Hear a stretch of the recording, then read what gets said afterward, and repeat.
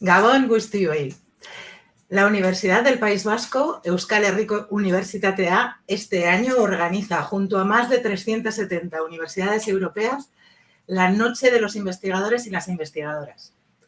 Este evento simultáneo es una jornada de divulgación científica para acercar la figura de los y las investigadores, dar a conocer su trabajo y los beneficios que tiene para la sociedad y fomentar la elección de carreras científicas. Nos permite conocer más de cerca a estas personas, su trabajo y disfrutar de la ciencia junto a ellas. Ondo entzun duzue bai, zientziaz gozatu, zientzia divertigarria izan daitekelako. Eta gau berezi hontan ikertzaileen Europako gauean hori bera egiaztatuko dugu. Gogoratu gainera streaming hau zuzenekoa dela eta saio hontako aktibitatea hurrengo hashtagean jarraitu alduzuela. Hashtag ikertzaileen gaua. Baina divulgatzaileak direnez benetako protagonistak eta hitzaldi ugari ditugulako hurrengo pare bat orduetan ikusteko, has dezagun ekitaldia zuzenean.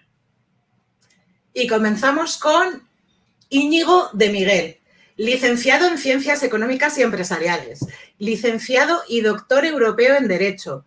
Es además doctor en Filosofía. Pero hoy nos va a hablar de COVID. Sí, COVID-19. ¿Podemos evitar nuevos confinamientos?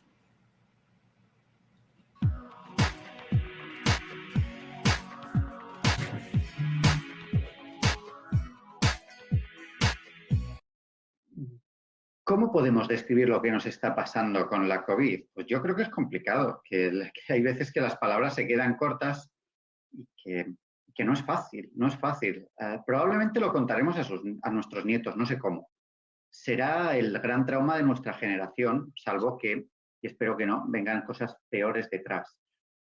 Con todo no podemos descartarlo, es decir, yo sí que creo que esta pandemia, a pesar de lo terrible que es, puede ser la primera de otras que vengan.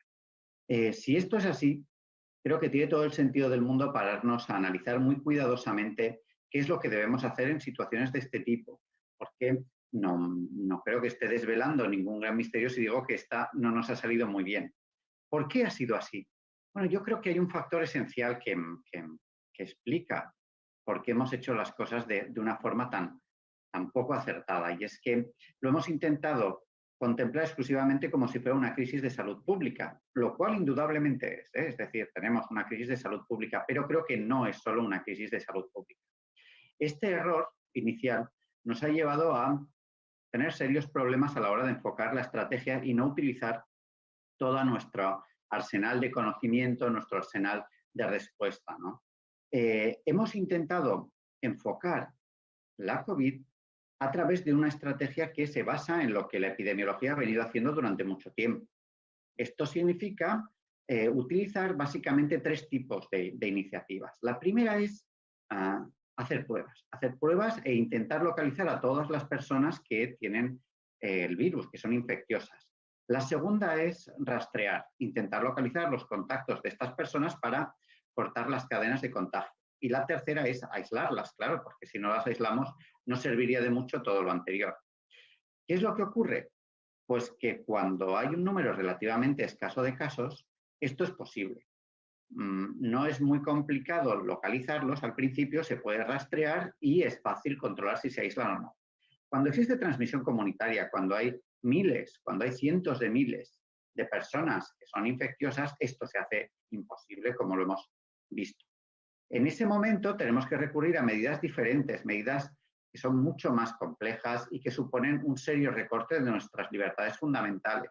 Esto implica desde el toque de queda que tenemos ahora mismo cuando grabo este vídeo, a otras medidas como el cierre de la hostelería, la restricción de acceso a muchos espacios y, en último término, incluso el confinamiento domiciliario como el que vivimos en los meses de marzo y abril, ¿no? Es quizás una de las mayores restricciones que se pueden efectuar sobre las libertades individuales. Lo curioso del caso es que hay cada vez más personas que vienen a aceptar y casi apoyar este tipo de medidas como si fuera la única manera de acabar con esta situación. Yo cada vez veo a más gente que además creo que es liberal, que es progresista, que mira hacia según qué países casi con admiración, ¿no? Yo francamente tengo que decir que no estoy de acuerdo en eso. Yo creo que debemos afrontar la lucha contra una pandemia respetando escrupulosamente todo lo que podamos de las libertades individuales, ¿no? Tenemos que elegir siempre una estrategia que sea la que implique menor grado de restricciones y que nos permita vivir una vida razonablemente buena sin quitarnos muchos de los placeres que nos proporcionan las libertades fundamentales. ¿Eso se puede hacer? Sí, yo creo que se puede hacer, que es factible. Lo que pasa es que para eso es necesario hacer un cambio de orientación que nos permita afrontar las cosas de otra manera. ¿En qué consiste este cambio de orientación? Pues yo creo que la base fundamental es un cambio de mentalidad sobre lo que tenemos que hacer, sobre lo que tenemos que hacer con las personas que puedan ser infecciosas. Hasta ahora, la táctica ha sido, bueno, si usted es infeccioso, no salga de su casa. Yo propongo cambiar esa idea por otra muy diferente, que es la de vamos a intentar más bien que las personas que suponen un peligro no entren en nuestra casa. Cambiemos el foco, pasemos de su casa, que es muy difícil de controlar, a la nuestra, que la tenemos mucho, mucho más a nuestro alcance. Esto viene a significar algo muy simple. Lo que deberíamos hacer es crear espacios seguros, que es lo que se hace, por ejemplo, en los sistemas de vacuna obligatoria condicionada. En estos sistemas, lo que a veces se implementa es una política que impide que los niños que están sin vacunar puedan ir a las guarderías, por ejemplo, ¿no?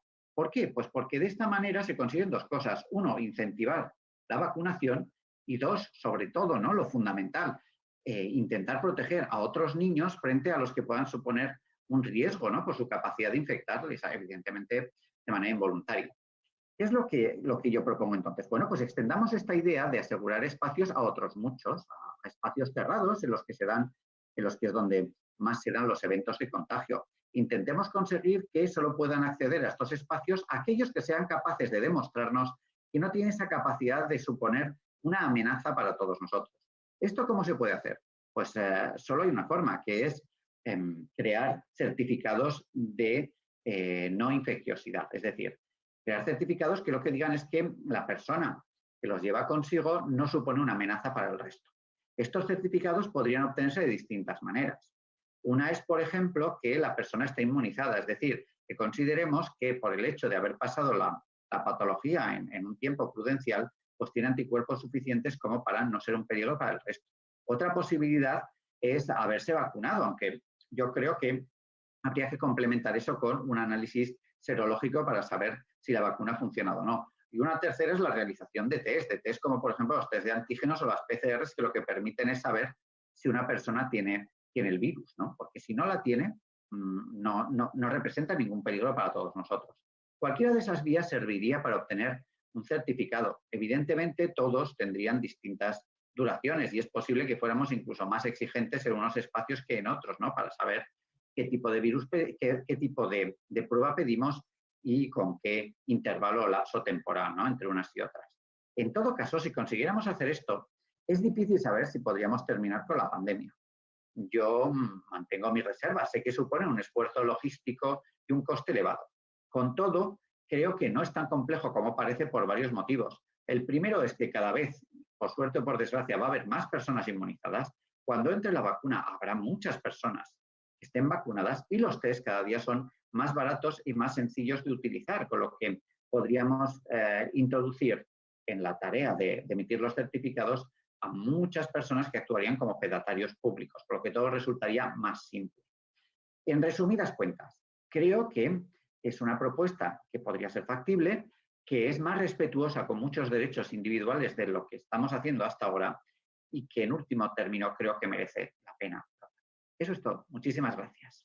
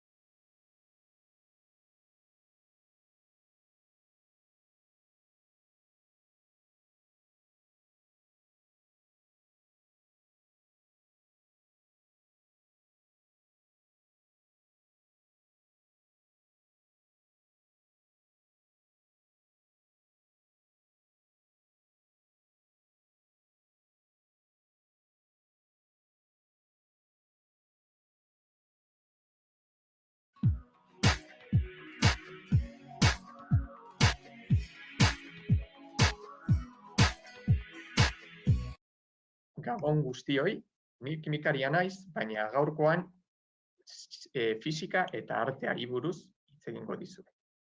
Hain zuzen ere, optikari buruz eta ispiluei buruz. Ispiluak, orain dela urte asko edo mende asko aurkitzen direla artelanetan. Adibidez, hor daukazue zeramika greko bat eta alboan Pompeian aurkitutako fresko pintura bat. Baina, irudi hauetan, ispiluak agertu arren, ez dira ispilu hauen islak ikusten. Eta hori da gaur interesatzen zaiguna. Hementxe daukazue beste adibide bat, beste fresko bat, eta honetan bai ikusi dezakegu Tetisen isla ezkutu horretan. Tetis da Akilesen ama, pelikulan Brad Pitten ama. Baina gaurkoan hitz egingo dizuet artelan honi buruz. Artelan hau, Arnolfinesen arremasteen erretratua, izugarrizko maizulana da, oso ospetsua. Oliopinturarekin egin zuen Jan van Eyckek orain dela ia 600 urte, 1424 urtean. Eta detaile pilo ditu, txakurtxoa ikus dezakegu, Andrearen soineko berdea, oial gorriak, lanparak, ispilua bera, detaile pilo bat ditu. Batzuek esaten dute, eskutatuta dagoela Putinen erretratu bat, horri buruz ez dugu gaurkoan hitz egingo. Bakarrik hitz egingo dizuet ispilu honi buruz. Ispilua berez nahiko txikia da, bakarrik 5 zentimetroko diametroa dauka, baina hala ere oso garrantzitsua da. Konposizio piktorikoa osatzeko guztiz beharrezkoa da. Ispilu honi esker badakigu gela horretan beste 2 pertsona daudela. Hementxe, ispiluaren erdian ikusi ditzakezue 2 pertsona horiek. Badakigu hor daudela ispiluan ikusten ditugulako. Bitxikeria bat kontatuko dizuet ispilu honi buruz. Hemen daukazuena, ez zen Van Eyckek jatorriz margotu behar zuena, edo ez zen bere lehenengo asmoa. Hori erreflektografia deitzen den teknika bati esker dakigu. Erreflektografiarekin margolan baten margo geruzaren atzean dagoena ikusi dezakegu. Ikus dezakegu karbonoarekin margotu diren edo marrastu diren gauzak. Hori da erreflektografia, artelan honena, eta hemen ikus dezakezue nola hasierako asmoa ezberdina zen.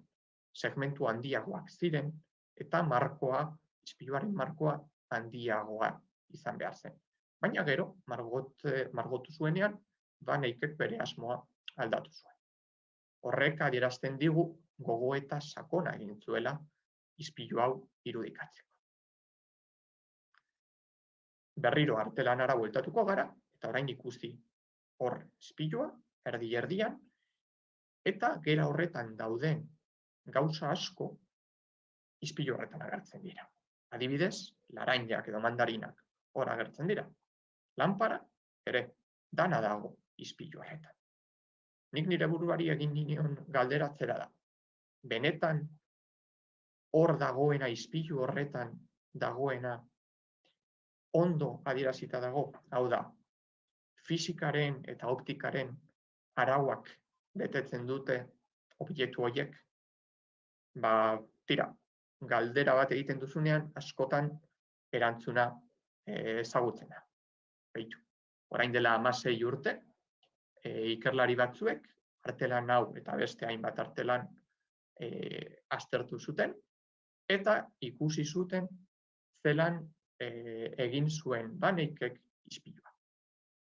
Azalduko dizuet, zein izan zen ikerlari hauek egin zuten. Jatorrizko ispilua hartu eta saiatu ziren hor agertzen diren transformazioak, hor agertzen diren dispertsioak zuzentzen. Hau ispilu konbexo bat da. Beraz, distortzio bat egongo da. Errealitatearen distortzioa logikoa den bezala. Eta hementxe, alboetan, kurbadurak agertuko dira. Ikerlari hauek saiatu ziren kurbadura hauek zuzentzen. Beitu.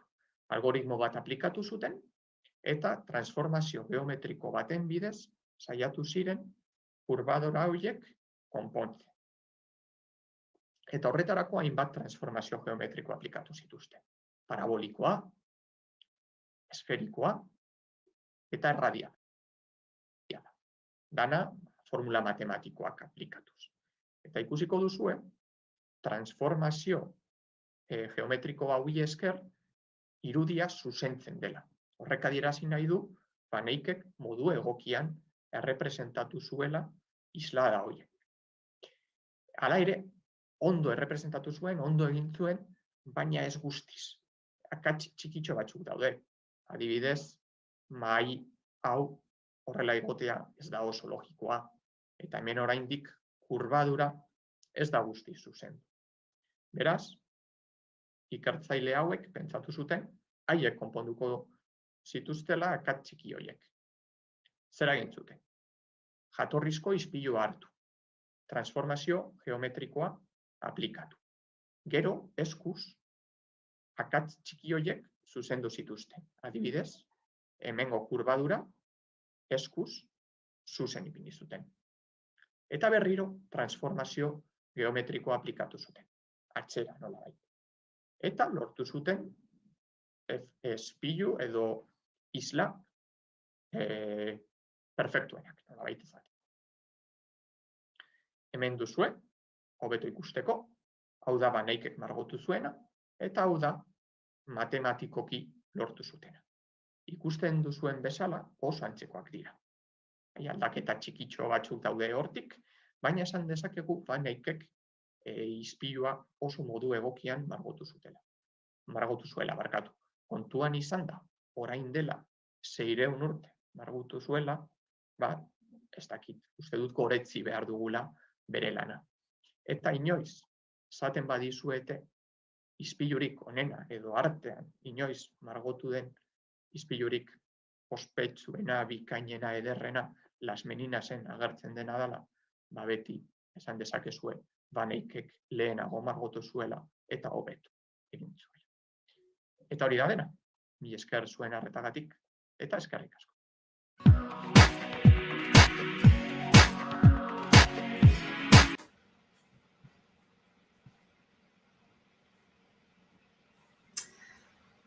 Arima Rodríguez es bióloga y graduada en Ciencias Ambientales. Compagina su labor divulgadora en la asociación Garuna Effect, donde habla de la ciencia de la cultura freak, con su pasión por el deporte. Su charla de esta noche nos plantea una pregunta. ¿Tu cerebro te traiciona?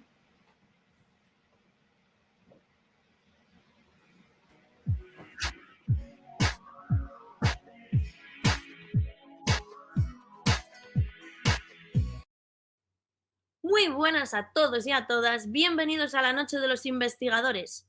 Soy Arima Rodríguez, soy bióloga y soy ambientóloga también. Y junto con uno de mis compañeros, con Chuben, que le tengo por aquí además. Solita. Ahí está. No podía faltar. Hemos fundado Garuna Effect. Garuna Effect es nuestra asociación de divulgación científica. Y digo nuestra porque le quisimos dar un toque muy personal. En ella explicamos cositas interesantes, datos científicos, sí, pero de una forma un pelín especial. Lo que hacemos es coger referencias frikis, referencias de esas cosas que a nosotros nos gustan mucho, nuestros hobbies, nuestros videojuegos, nuestros mangas, nuestros animes, series, vale todo, con tal de haceros entender datos científicos, pero de una forma un poco diferente, un poco amena, ¿vale? ¿Y de qué vamos a hablar hoy? Bueno, ¿de qué voy a hablar yo? Porque mi compañero tiene otro tema. Yo voy a hablar de nuestro cerebro, concretamente de si nuestro cerebro nos engaña, es decir, ¿nuestro cerebro creéis que nos toma un poco el pelo? Voy a explicarlo un poquito más. Voy a poner un ejemplo. Seguro que este tipo de imágenes os suenan. Nos las han mandado amigos, las hemos visto por internet y tienen algo de peculiar. Y es que parece que se mueven, pero no. Vamos a fijarnos un poquito en ellas. Vale, imagen de la izquierda, esa que da un poco de ataque epiléptico si la miras demasiado, parece que se mueve a lo zoom vibrante. Imagen de la derecha, tenemos una bola, sí, podría ser así, una bola que parece, y digo parece, que gira en torno a un centro. Bien, ¿Cómo es esto de que nuestro cerebro nos engaña? Vale, pues yo me refiero a que nuestro cerebro nos engaña cuando nuestro cerebro está interpretando o está creyendo una cosa, pero la realidad es un poquito diferente. En este caso, si nos fijamos en las dos imágenes, en cualquiera de las dos, de forma un poco global, nos da la impresión de que se están moviendo, pero en realidad están quietas. Y además se puede comprobar. Ahora, en vez de fijar la atención de forma global, quiero que os concentréis en alguno de sus puntos. Por ejemplo, cogemos la pelota y nos fijamos en alguno de sus hexágonos. Bien, si nos fijamos en él, vemos que de repente es como si la imagen se parase, se detuviera. Y ahí estamos viendo realmente que la imagen no se mueve. Entonces, esta impresión de que se están moviendo, de ese movimiento, ¿cómo es que ocurre? Vale, pues al final es una interpretación que hace nuestro cerebro de la geometría que componen estas imágenes. Y en realidad yo no voy a hablaros de estos engaños visuales, sino que vamos a hablarnos de otro tipo de engaños a nuestros sentidos. Hemos visto los engaños visuales, bien, pero la vista no es nuestro único sentido. Aquí tenemos nuestros 5 sentidos. Voy a escoger otro. Voy a escoger precisamente el del gusto. Y digo gusto, un pelín entre comillas, porque de lo que vamos a hablar es de esto. Vamos a hablar de la comida picante. Bien, lo más típico de la comida picante. A algunos nos gusta, a mí me gusta, pero en su cierta medida, tampoco sin pasarnos. A otros les encanta la comida picante. Yo estuve en Corea, por ejemplo, y los coreanos, como otros orientales, son muy fans de la comida picante y eran niveles de picante que ni siquiera yo aguantaba. Pero bueno, volvemos. La comida picante. La imagen más típica que se relaciona con la comida picante es un poquito esto. Alguien echando fuego por la boca. Porque realmente cuando comemos comida picante sentimos esa quemazón en la boca. Pero, y ahí va la pregunta, ¿es real?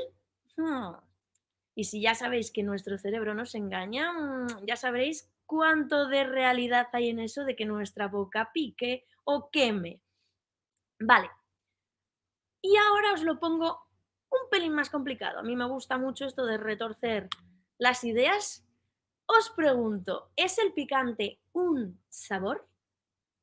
¿Sí? ¿No? Vale. Efectivamente, os he dado la pista, os doy la imagen con la respuesta. No es un sabor como tal. ¿Qué quiere decir que no es un sabor? ¿Vale? Quiere decir que cuando tú te comes un chili, un pimiento picante, por ejemplo, de estos de Padrón que algunos pican y otros no, el pimiento tiene un sabor que tú sí captas con las papilas gustativas de la lengua. Vale, pero la parte del picante, si te ha tocado el que pica, no se capta con las papilas gustativas de la lengua. Nuestro cuerpo tiene otro sistema para captar el picante. Pero es que lo más chulo de todo esto, lo más interesante, o al menos lo que a mí más me gusta saber, es que el picante no es un sabor, sino que es, ¿cómo nos dice Goku? Un grado de dolor. Ahí está el kit de la cuestión. El picante es un dolor. Sí, sí, porque la parte de nuestro cuerpo que detecta el picante es la misma que detecta el dolor en nuestro cuerpo, ¿vale? Cualquier tipo de dolor. Por ejemplo, si pisamos algo que nos clavamos o si nos quemamos la mano con una calefacción, etc. Vamos a ver cómo funciona esta parte de nuestro cuerpo porque es súper interesante y qué narices tiene que ver esto con la comida picante. Os presento la nocicepción. La nocicepción es el sistema que tiene nuestro cuerpo, nuestro sistema nervioso, de darse cuenta de que nos estamos causando daño. Bien puede ser, como decíamos, hemos pisado un clavo, lo sentimos en nuestro pie, nuestro cerebro se da cuenta del dolor que estás sintiendo en el pie y acto seguido emites una respuesta. Normalmente sería quitar el pie o sacarte el clavo si se te ha quedado muy clavado. Valga la redundancia. Bien, pues os voy a presentar a las participantes y los participantes de nuestro sistema de nocicepción. Tenemos unas neuronas especiales que se llaman nociceptores que captan esos impulsos de dolor y los transmiten a nuestro cerebro para que nuestro cerebro emita una respuesta, porque siempre que hay un dolor, nuestro cerebro interpreta que estamos ante una situación de peligro, con lo cual hay que responder a ella, hay que parar eso que nos está haciendo daño, ¿vale? Muy bien, tenemos las neuronas, pero es que no son los únicos aliados que tenemos en este proceso. Os voy a presentar más cositas.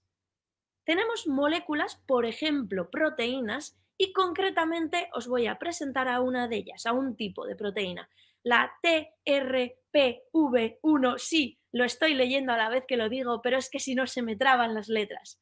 Esta proteína es justamente la encargada en nuestra boca, por ejemplo, entre otros sitios, pero vamos a centrarnos en la boca, de detectar cambios de temperatura a temperaturas altas muy bruscas para que, por ejemplo, cuando nos comemos algo que está muy caliente, excesivamente caliente, lo escupamos, lo quitemos de la boca para no quemar nuestros tejidos y no dañar nuestros tejidos.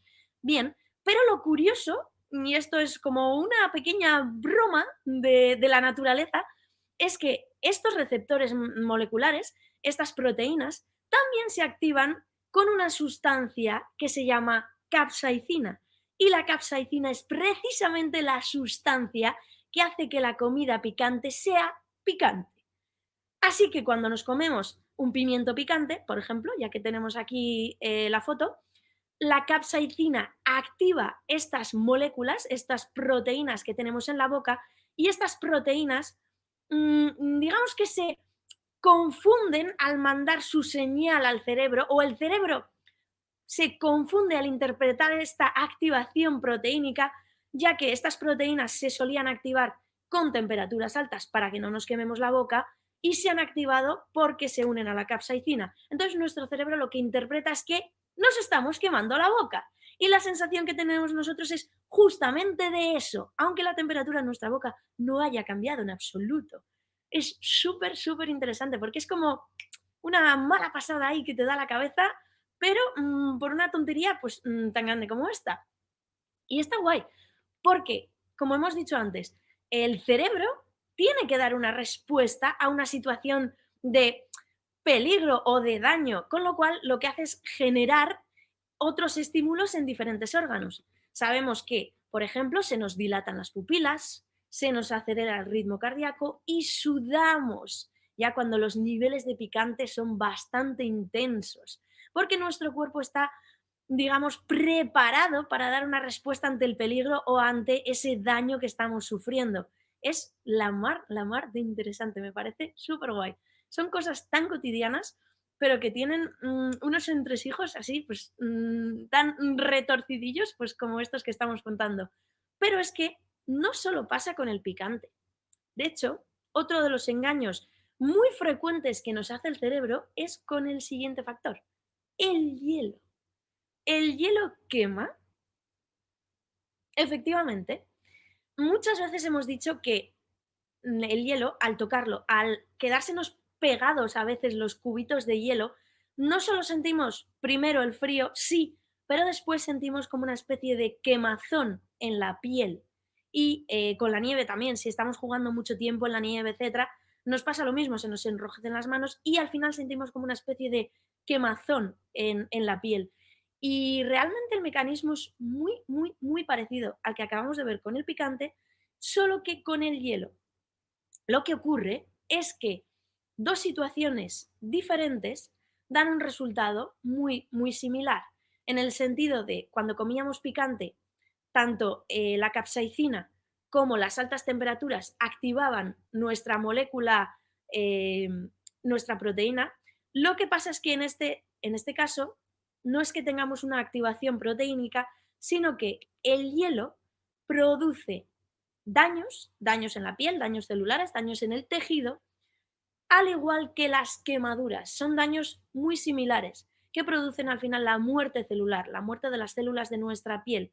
Y esa muerte celular se recoge, pues eso, como si hubiéramos sufrido una quemadura. Y entonces al final el cerebro se medio confunde un poco, se trastoca esa interpretación e interpreta como si nos estuviésemos quemando porque el resultado ha sido muy, muy, muy, muy, muy similar a lo que hubiera sido una quemadura.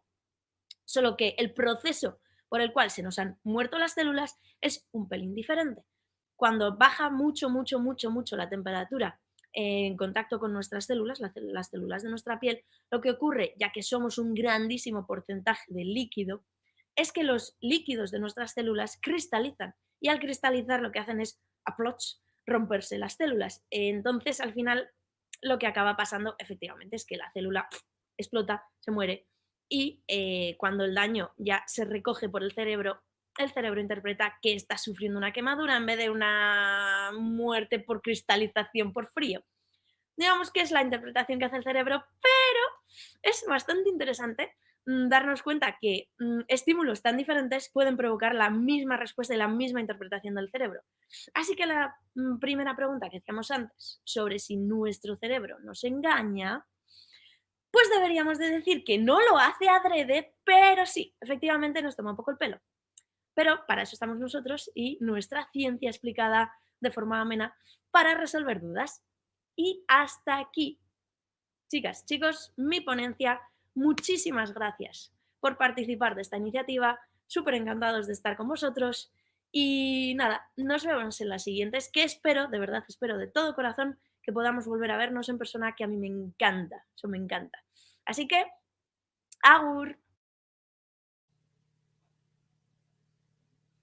Seguimos con nuestro siguiente ponente, que en este caso es Esteban Jacob Taquet, y él es profesor de energías renovables en Eibar, por lo que quizás es comprensible que, a pesar de ser de Bilbao de toda la vida, como un servidor, viva en un caserío y le encante cuidar el jardín y los árboles.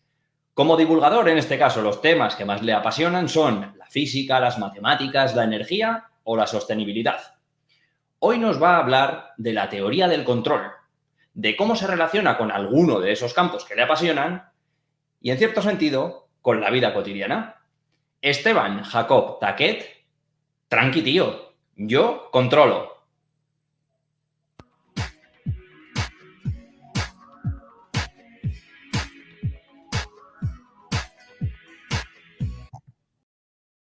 Tranqui, tío, yo controlo, ¿eh? Aquí os voy a contar un poquito lo que es el control. Se oye mucho que hay que controlar, que nos tienen controlados, que tenemos que controlarnos nosotros, autocontrol, que tengo que controlar mi peso, que tengo que controlar mi velocidad cuando voy en moto o en coche. En sí, controlar es mantener una variable en un cierto valor determinado, prefijado, o hacerla cambiar de una forma específica. Las dos cosas son controlar algo. Un ejemplo simple pues sería controlar la presión de un fluido.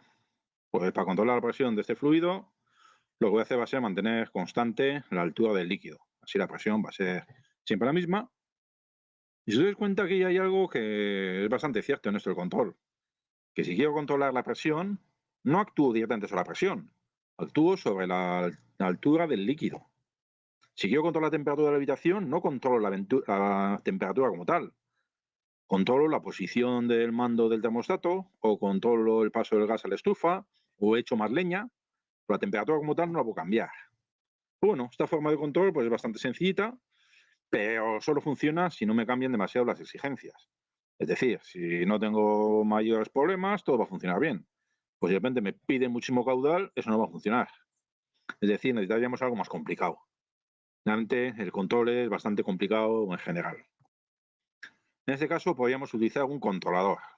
Claro, los ingenieros no se volvieron locos con el nombre. Un controlador, lo que controla, así de fácil. Y llevamos ya más de 200 años utilizándolo. Pero bueno, al caso. Quiero mantener el nivel de líquido constante. Por así la presión del fluido va a ser constante.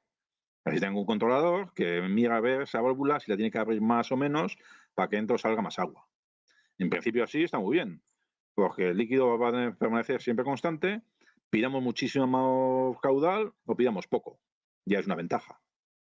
Si lo vemos un poquito así más específico, hablaríamos del control en lazo abierto, que es el simple y confiado, que piensas que no va a haber nadie molestando, Y el control enlazo cerrado es mucho más complicado. Se fija en el resultado para así poder corregirlo si no es correcto. Y encima se fija en el resultado, mira que hay fallos, ve que hay fallos, pero no sabe de dónde vienen. Él simplemente mide que algo va mal. No sabe si en el caso del líquido porque hay demasiado caudal, demasiado poco, porque no funciona la válvula. No sabe. Sabe que hay un fallo. Si lo vemos así un poquito más técnico, el sistema completo sería algo tal que así. Tenemos la consigna, que es lo que deseo. Tengo el error, que es la diferencia entre la consigna y la señal que mido por sensores desde la salida. Tengo el controlador, nuestro campeón aquí. El actuador, que hace que las señales pequeñitas del controlador sean potentes para actuar sobre el sistema. Y tenemos el sistema en sí, que puede ser el coche cuando conducimos, o la habitación y la gente que estamos dentro cuando estamos con la temperatura, etc. Tenemos perturbaciones, que es lo que siempre anda jodiendo. Perturbaciones al sistema. Conduciendo, pues el viento lateral, la inclinación de la calzada. Perturbación de entrada, pues que yo voy con guantes y el volante gira menos de lo que quería. Perturbación de salida, pues que no consigo ver el arcén, o tengo el cristal empañado, o está mal pintado el arcén, lo que sea. Es decir, los sensores no me acaban de dar la señal medida bien. Y más o menos esto es conduciendo, pues se ve perfectamente. Consigna, mantenerme a 50 centímetros del arcén. Controlador, yo, por supuesto. Actuador, mis brazos. Bueno, y el volante, y la cremallera, los neumáticos, un poquito todo. El sistema, pues todo el coche, con su superficie, con todo ello. Sensores, mis ojos. Perturbaciones, pues esto es lo que hemos visto antes. Es decir, que al final yo soy el controlador que tengo que ir conduciendo. En este caso se ve que sí que es posible o admisible cierto error, que no sean 50 centímetros, sean 40, no pasa nada. Si voy en moto, pues mejor todavía. El controlador puede ser más laxo, no hace falta que vaya tan exacto. Si voy con un autobús con 50 personas, que es más ancho y encima no me puedo postear, pues tengo que tener más cuidado. Es decir, que el controlador depende también de la situación. Y también, como he dicho antes, conduciendo no puedo dar un volantazo si tengo un error muy grande. Es decir, las acciones que haga el controlador deben ser también adecuadas. Visto de forma así como más elegante, el controlador lo que hace es recibe una señal de error y da una acción de control. La más adecuada, pues dependiendo de los casos. No es lo mismo un conductor, pues que va un viejillo que baja por el pan todos los días del pueblo, que un conductor de alsa que se hace 600 kilómetros seguidos con 50 pasajeros, o el conductor de un trailer. Depende. Y así los controladores se diseñan según qué se nos vaya a pedir, qué errores son admisibles y las señales de control aplicables, es decir, cuánta caña le puedo meter al sistema. La cosa, bueno, pues puede ser más o menos sencilla. Las acciones de control básicas habitualmente se llaman la proporcional, pues hay poco error, hago poca acción de control, hay mucho error, hago mucha, un poco chapucero. Pues si en el coche ves que te desvías mucho y pegas un volantazo, te la das. Sería mejor la derivativa, la última. Pensar qué error vamos a tener, cómo hemos ido solucionando el error y ver la acción que tenemos que hacer. Eso me da acciones más suaves. Si algo ya se está arreglando solo, pues no lo toques, ya se irá arreglando solo.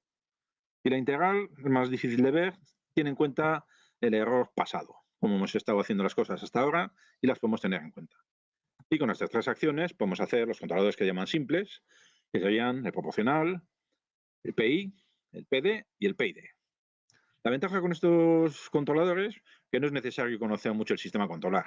Casi sin más, nos fijamos en el error y actuamos en consecuencia. Hay controladores más complejos que eso sí que contienen un modelo del sistema a controlar. Son muy eficaces. Un modelo de sistema significa que conoce cómo funciona el sistema. Tiene las ecuaciones diferenciales o el algoritmo que lo controla, o sea, que da su funcionamiento, y así la señal de control que puede hacer puede ser mucho más afinada, porque ya sabe exactamente cómo va a funcionar. Habitualmente cuando conducimos, eso hacemos. Conocemos nuestro coche y vamos a dar las acciones necesarias para el coche que ya conozco. Digamos que tengo en la cabeza ya un poco el modelo de mi coche. Cuando si cambio de coche, pues a veces me cuesta conducir igual de bien o demás. Ejemplos, pues como digo, conducir el coche hacia adelante, todo el mundo lo hacemos bastante bien. Hacia atrás, bueno, pues ya conocemos a gente que no lo hace tan bien. Hacia atrás con remolque, ya ni te cuento. Efectivamente, se dice que si te vas para el arcén, se dice que el sistema se ha desestabilizado. Tienes que volver para adelante y otra vez ir para atrás, etc. Andando también hacemos ejercicios de control. Si hemos quedado a las 8 y son las 7:30 y tengo bastante distancia de recorrer, pues tengo que ir más rápido y más despacio. Los que corréis, los que hacéis maratones, lo sabéis todavía más. Tenéis que ir gestionando vuestras fuerzas para poder ir más rápido, más despacio. Yo ya veía que eso del control iba a ser un poco lo mío. Porque de pequeño vivía ahí cerca del colegio y el cura me echaba la bronca. ¿Vives tan cerca y llegas tarde? Y decía, sí, claro. Si viviese más lejos, tendría más tiempo para corregir el haber salido un minuto más tarde. Y finalmente, con la pandemia, pues ya estamos todos hablando de cómo la controlamos. Que si confinamientos, que si confinamientos del municipio, que si 3 personas, que si 5, que si no hablar, que si mascarilla, etcétera, etcétera. De pandemias estamos ya hasta las narices y estamos intentando controlarla. Y a un caso más vivo, ya me están diciendo aquí, que estás pasándote de los 8 minutos.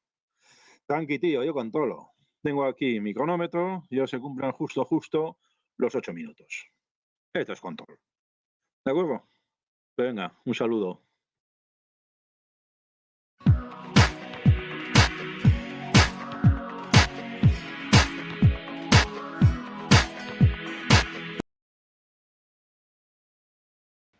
Bueno, es el momento de recordaros que el hashtag que estamos utilizando esta noche es Ikertzaien-Gaua. Ikertzaien-Gaua, los que estéis usando Twitter en este momento. Y es la hora de presentar a nuestra siguiente ponente de la noche.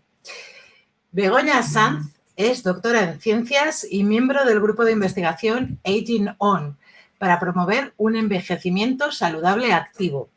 Participa en proyectos que tienen que ver con la calidad de vida de las personas, como por ejemplo de lo que hoy va a hablar: lactancia materna, las claves de su éxito.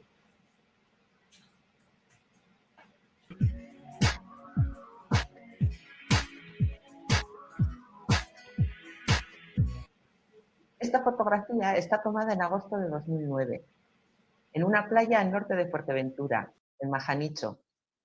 Y no sé a vosotros, pero a mí esa mirada me dice un montón de cosas. Pero si ya tiene dientes y come bocadillos, ¿para qué le das teta? Pero si ya es agua, no le alimenta. Te usa de chupete. Estas y otras frases parecidas probablemente las habéis escuchado muchas veces todas las mujeres que hayáis disfrutado de lactancias prolongadas. Cuando yo me quedé embarazada, a pesar de creer que tenía un montón de información sobre lactancia y que sabía muchas cosas, no tenía ni idea de la cantidad de cosas que iba a aprender sobre lactancia en los siguientes meses y años. Lo primero que aprendí fue que nada es tan fácil como te lo cuentan ni como parece. Y también me di cuenta de que había mucho desconocimiento y muchos mitos sobre lactancia materna, no solo en la sociedad en general, sino también incluso entre algunos y algunas profesionales de la salud. Y así fue como me embarqué en otra de mis aventuras: dirigir, junto con Fátima Ruiz, la tesis doctoral de una matrona extraordinaria, Gloria Gutiérrez de Teherán. Y entre las tres recorrimos un camino en el que aprendimos un montón de cosas, algunas de las cuales os contaré más tarde. Como habéis deducido por el hecho de mi charla, por el título de mi charla, os voy a hablar sobre el éxito de la lactancia materna. Pero esto, ¿a quién le interesa? Pues nos interesa a todos, porque la lactancia materna tiene muchos beneficios de sobra conocidos, no solo para la madre y para el bebé, sino también repercute en la economía de las familias. Y gracias a la lactancia materna se pueden ahorrar un montón de dinero en cosas como chupetes, biberones, la leche de fórmula, los calientabiberones y un montón de parafernalia. Y además hay que tener en cuenta que no solo ahorramos dinero, sino que también ahorramos tiempo. Y que la lactancia materna es beneficiosa para el medio ambiente, porque la leche materna es un producto natural, renovable, no requiere elaboración, empaquetamiento, transporte, no genera residuos ni tampoco contamina. Además, la nutrición es uno de los aspectos fundamentales que repercuten en nuestra salud. Y como sabéis, hay muchas enfermedades que se originan en una alimentación inadecuada. Es por esto que la OMS recomienda que durante los 6 primeros meses de vida los bebés deben ser alimentados exclusivamente con leche materna y después en compañía de otros alimentos hasta los 2 años, siempre que la madre y el bebé así lo decidan. A pesar de los beneficios que tiene la lactancia materna y de las recomendaciones de la OMS, no es extraño encontrar de vez en cuando en los medios noticias sobre mujeres que han sido expulsadas del espacio público por amamantar a sus hijos, como le pasó a mi amiga Inés el día que le sacaron esa fotografía con sus 3 hijos. Y luego está lo que os he dicho, amamantar hasta los 2 años de edad. Hoy en día, no os voy a engañar, con el ritmo que llevamos no es fácil, lo cual no quiere decir que sea imposible. Y es así como decidimos embarcarnos en la aventura que os he contado antes. Y entre Fátima y yo dirigimos la tesis de Gloria, que se titulaba Los factores fisiológicos y sociales que condicionan el éxito de la lactancia materna. Para que el proyecto llegara a buen puerto, hizo falta también que trabajaran con nosotras otras investigadores, Uxue Ariz y Ainhoa Fernández. Y por supuesto, las protagonistas de la película, las 401 mujeres que participaron en el proyecto con sus hijos y en la mayor parte de los casos también con el apoyo de sus parejas y de sus familias. Y luego, por supuesto, un montón de matronas que participaron en el proyecto, recogiendo datos de las mujeres desde el principio del embarazo hasta el parto y después haciendo un seguimiento hasta que el bebé cumplía 1 año. Y lo que hicimos fue estudiar aquellas características que tenían las mujeres que disfrutaban de lactancias más prolongadas. También analizamos algunas características y datos sobre el parto y sobre el recién nacido. Recogimos aspectos de la atención sanitaria que recibieron y analizamos algunos de sus hábitos sociales. Y esto lo hicimos porque queríamos conocer cuáles eran los factores que tenía el éxito de la lactancia en nuestro entorno. Y de esta manera pensamos que si conocíamos qué características tenían las mujeres que podían llevar a cabo lactancias más exitosas, sería más fácil ayudar de forma individualizada y personalizada a aquellas mujeres que no las tenían y conseguir que pudieran tener lactancias más largas. Un factor que tiene mucha influencia sobre el desarrollo de la lactancia es el entorno. Y entonces, claro, aquí tenemos un problema, porque el proyecto del que os estoy hablando lo realizamos en Bilbao. Entonces, no tengo claro si lo hubiéramos hecho en un sitio tan diferente como Donostia, como Gasteiz, qué es lo que hubiera sucedido, aunque me inclino a pensar que los resultados hubieran sido similares. Pues ahí va. Aquellas mujeres que tenían hábitos de vida y parámetros fisiológicos más saludables, las que tenían elevados niveles de autoconfianza, que tenían a su disposición cantidad de información sobre lactancia materna y que habían decidido amamantar antes de quedarse embarazadas, junto con aquellas que tenían un mayor nivel de estudios y que trabajaban fuera del hogar, fueron las que tuvieron lactancias más largas, junto con aquellas que vivían dentro de grupos familiares nucleares y tenían experiencia amamantando a hijos previos. También analizamos las características del nacimiento y vimos cómo aquellas que habían tenido partos con bajo nivel de intervención y poco medicalizado tenían lactancias más exitosas.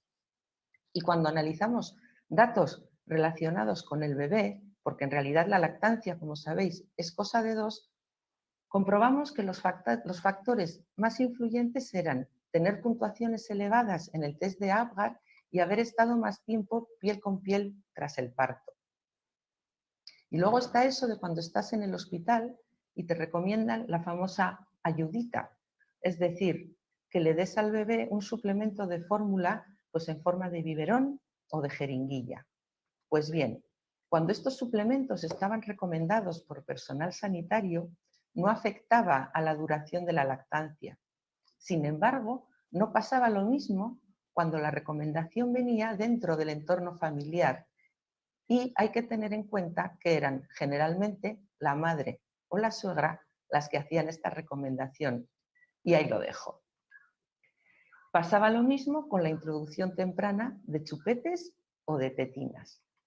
Y cuando analizamos los factores sociales, comprobamos que el colecho, que es el hábito de dormir con el bebé bien en la misma cama o en la misma habitación, también propiciaba lactancias más largas, duraderas y exitosas. Y ya, si practicas colecho y llevas puesta la camiseta de la ciencia Astea, esto es el no va más. Muchas gracias por haberme escuchado. No quería despedirme sin dar las gracias a todas las personas que han hecho posible que esté hoy aquí y a todas las madres y a sus hijos que me han cedido sus fotografías para ilustrar mi presentación. Eskerrik asko y hasta la próxima.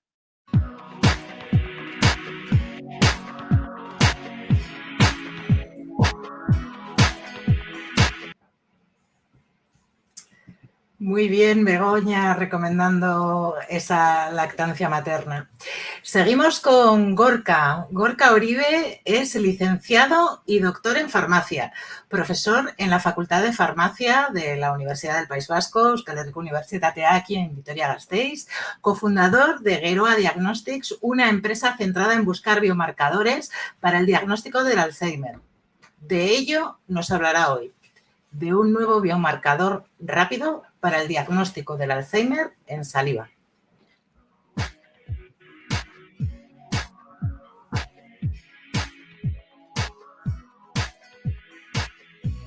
Muy buenas, yo os quiero hablar hoy de un proyecto muy interesante que estamos desarrollando, no solamente desde el punto de vista de investigación, sino también desde el punto de vista del emprendimiento y que gira en torno a la enfermedad de Alzheimer. Bueno, estoy convencido de que muchos conocéis algún enfermo que ha tenido este tipo de demencia. Si no es un compañero, es un familiar, porque la prevalencia y la incidencia cada vez es mayor en nuestra sociedad. No quiero entrar muy profundamente a cuáles son las características principales de la enfermedad, pero ya conocéis todos que cursa con problemas de memoria, de lenguaje. Básicamente lo que es la capacidad cognitiva está alterada, así como otras alteraciones intelectuales. Pero quizás lo que no conocíais es que es una enfermedad que tiene una evolución de unos 15 o 20 años dentro de nuestro organismo sin dar síntomas y signos, y que cuando los da ya es muy tarde. Por eso el diagnóstico es muy complicado, porque no avisa antes de que ya las consecuencias desafortunadamente sean muy relevantes y la expectativa del paciente de vida, me refiero, sea de 10-12 años una vez que aparece esa sintomatología. Bueno, por desgracia no hay tratamientos que actúen sobre la evolución de la enfermedad. En la actualidad la FDA está evaluando un posible anticuerpo monoclonal, lo sabremos en marzo de 2021 si se aprueba o no, pero en este momento no hay mucho que hacer desde el punto de vista de tratamiento. Y os decía, los titulares de la situación como tal, de cómo nos impacta como sociedad y desde el punto de vista sanitario son tremendos. En cuanto al número de pacientes, que por cierto va a ir creciendo en los próximos años y décadas, en cuanto a la mortalidad, y no me quería olvidar también en cuanto a lo que impacta a nivel social y en las familias, porque el gasto sanitario asociado y el coste social asociado al tratamiento y cuidado de estas personas es brutal. Y es muy relevante que los médicos de atención primaria, no solo los neurólogos, que ya les llegan los casos muy, muy malitos, ¿no?, sino que los primeros que se enfrentan a un paciente con algunos síntomas son los médicos de atención primaria, la mayor parte de los cuales pues, dice no estar preparado para abordar un diagnóstico y menos dar unos consejos terapéuticos adecuados. Bueno, algunas de las grandes revistas científicas del mundo dicen todos los tratamientos hasta ahora que hemos hecho en ensayos clínicos no han funcionado porque llegamos muy tarde al paciente. Hay que intentar aplicarlos antes. Esto es, hay que intentar parar el Alzheimer justo cuando empieza.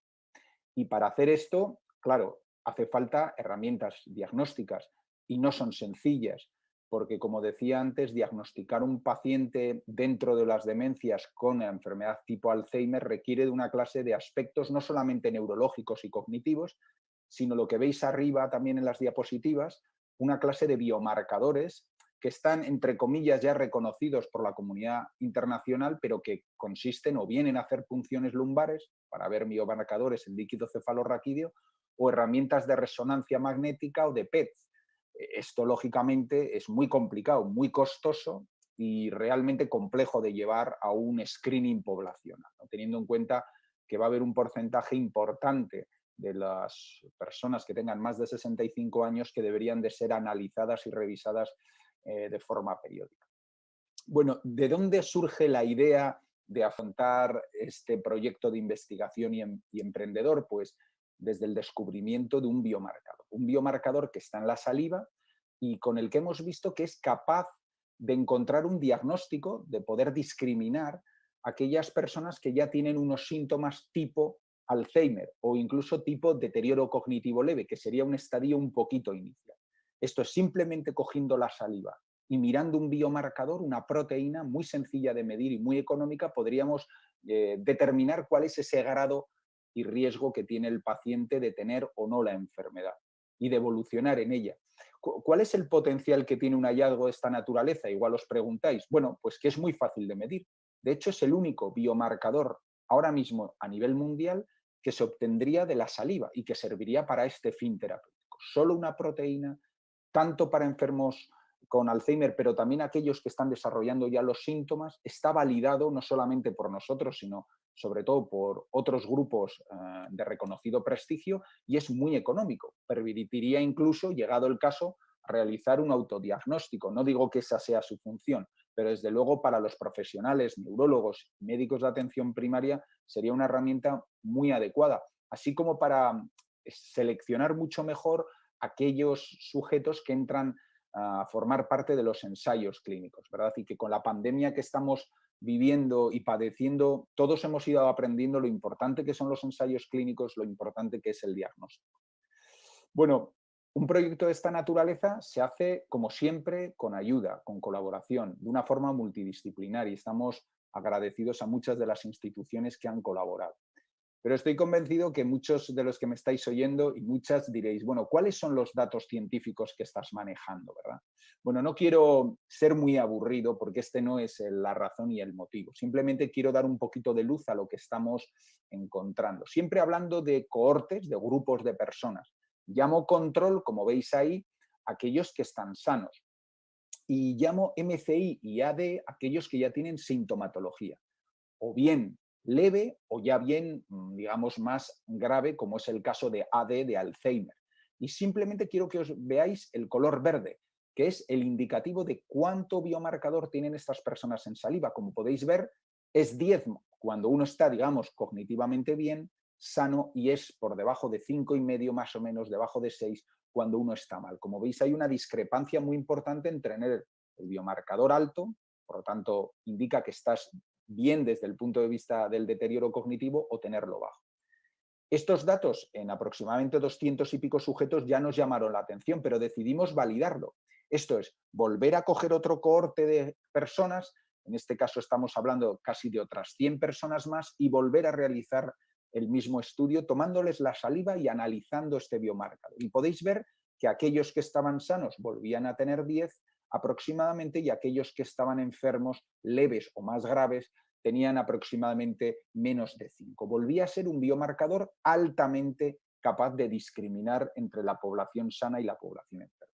Esto ya nos parecía bastante potente y por eso lo publicamos en una revista científica, pero dijimos, bueno, esto hay que validarlo de una manera internacional y contactamos con el doctor Valentín Fuster, que por cierto ha sido Premio Nacional de Investigación el año pasado, y a través de un proyecto, un macroproyecto que dirige en el CENIC, en el Centro Nacional de Investigación Cardiovascular, bueno, fuimos capaces de también tomar salivas a pacientes que tenían deterioro cognitivo. Esta es la mejor manera de actuar, es decir, tomen ustedes muestras de saliva, analícelo de forma ciega y vamos a ver qué resultados da. Y como digo, no quiero abrumar mucho con los datos, pero en esta pequeña gráfica de colores yo creo que es muy indicativo ver los verdes, que serían aquellas personas que están cognitivamente sanas. Los azules y rojos son aquellos que están enfermos con ya un declive cognitivo, o bien MCI o bien AD, esto es deterioro cognitivo leve o Alzheimer. Y fijaos, hay otro grupo de naranja que es otro tipo de demencia, no es Alzheimer. A veces se puede mezclar todo y por eso a veces los tratamientos no van bien. Estos son frontotemporales. Y esto es relevante porque el biomarcador incluso sirve para discrepar entre dos tipos de enfermos. aquellos que tienen Alzheimer o aquellos que tienen una demencia frontotemporal. Esto también va a ser muy importante luego para personalizar y vectorizar mucho mejor los tratamientos, algo, por cierto, que creemos que también es muy relevante y es importante. En resumen, ¿cuál sería el resumen más relevante de lo que nosotros estamos entendiendo y aprendiendo con un biomarcador? Desde luego, es necesario buscar biomarcadores, fundamental diagnosticar, lo estamos viendo también en la pandemia, pero lo va a ocurrir igualmente para el Alzheimer, porque en la actualidad no existen biomarcadores periféricos. El nuestro es el único en el mundo capaz de tener una cierta capacidad diagnóstica a partir de la saliva. Y nuestros resultados hasta el momento lo que indican es, bueno, cuando estás por debajo de ese umbral de 5,5 del biomarcador en saliva, ya os digo, con una prueba muy sencillita, coger un volumen de saliva y analizarla por un test, digamos, muy similar a los que se utilizan ahora a nivel de las pandemias, de la pandemia del SARS-CoV-2, nos diría cuál es nuestro riesgo potencial. En este caso, si estamos por debajo de ese 5,5, tendríamos un riesgo muy elevado de tener o de estar en proceso de desarrollo y entonces lo ideal sería acudir cuanto antes a un servicio de neurología para implementar determinadas medidas por el momento no farmacológicas, a expensas de lo que vaya a decidir la FDA el próximo año. Y yo me quería despedir un poco con esta idea. El proyecto de investigación y emprendedor se traduce en una empresa biotecnológica que se llama Geroa Diagnostics, es una empresa de Álava, de Euskadi, y que lo que pretende, como digo, es desarrollar una herramienta que permita ese diagnóstico precoz y, por lo tanto, permita también la implementación en el futuro de terapias y medidas farmacológicas que estoy convencido irán llegando poco a poco. Bueno, ha sido un placer, una pena no poder interactuar en directo para vuestras preguntas, pero bueno, siempre me podréis localizar y, como digo, un auténtico placer. Gracias.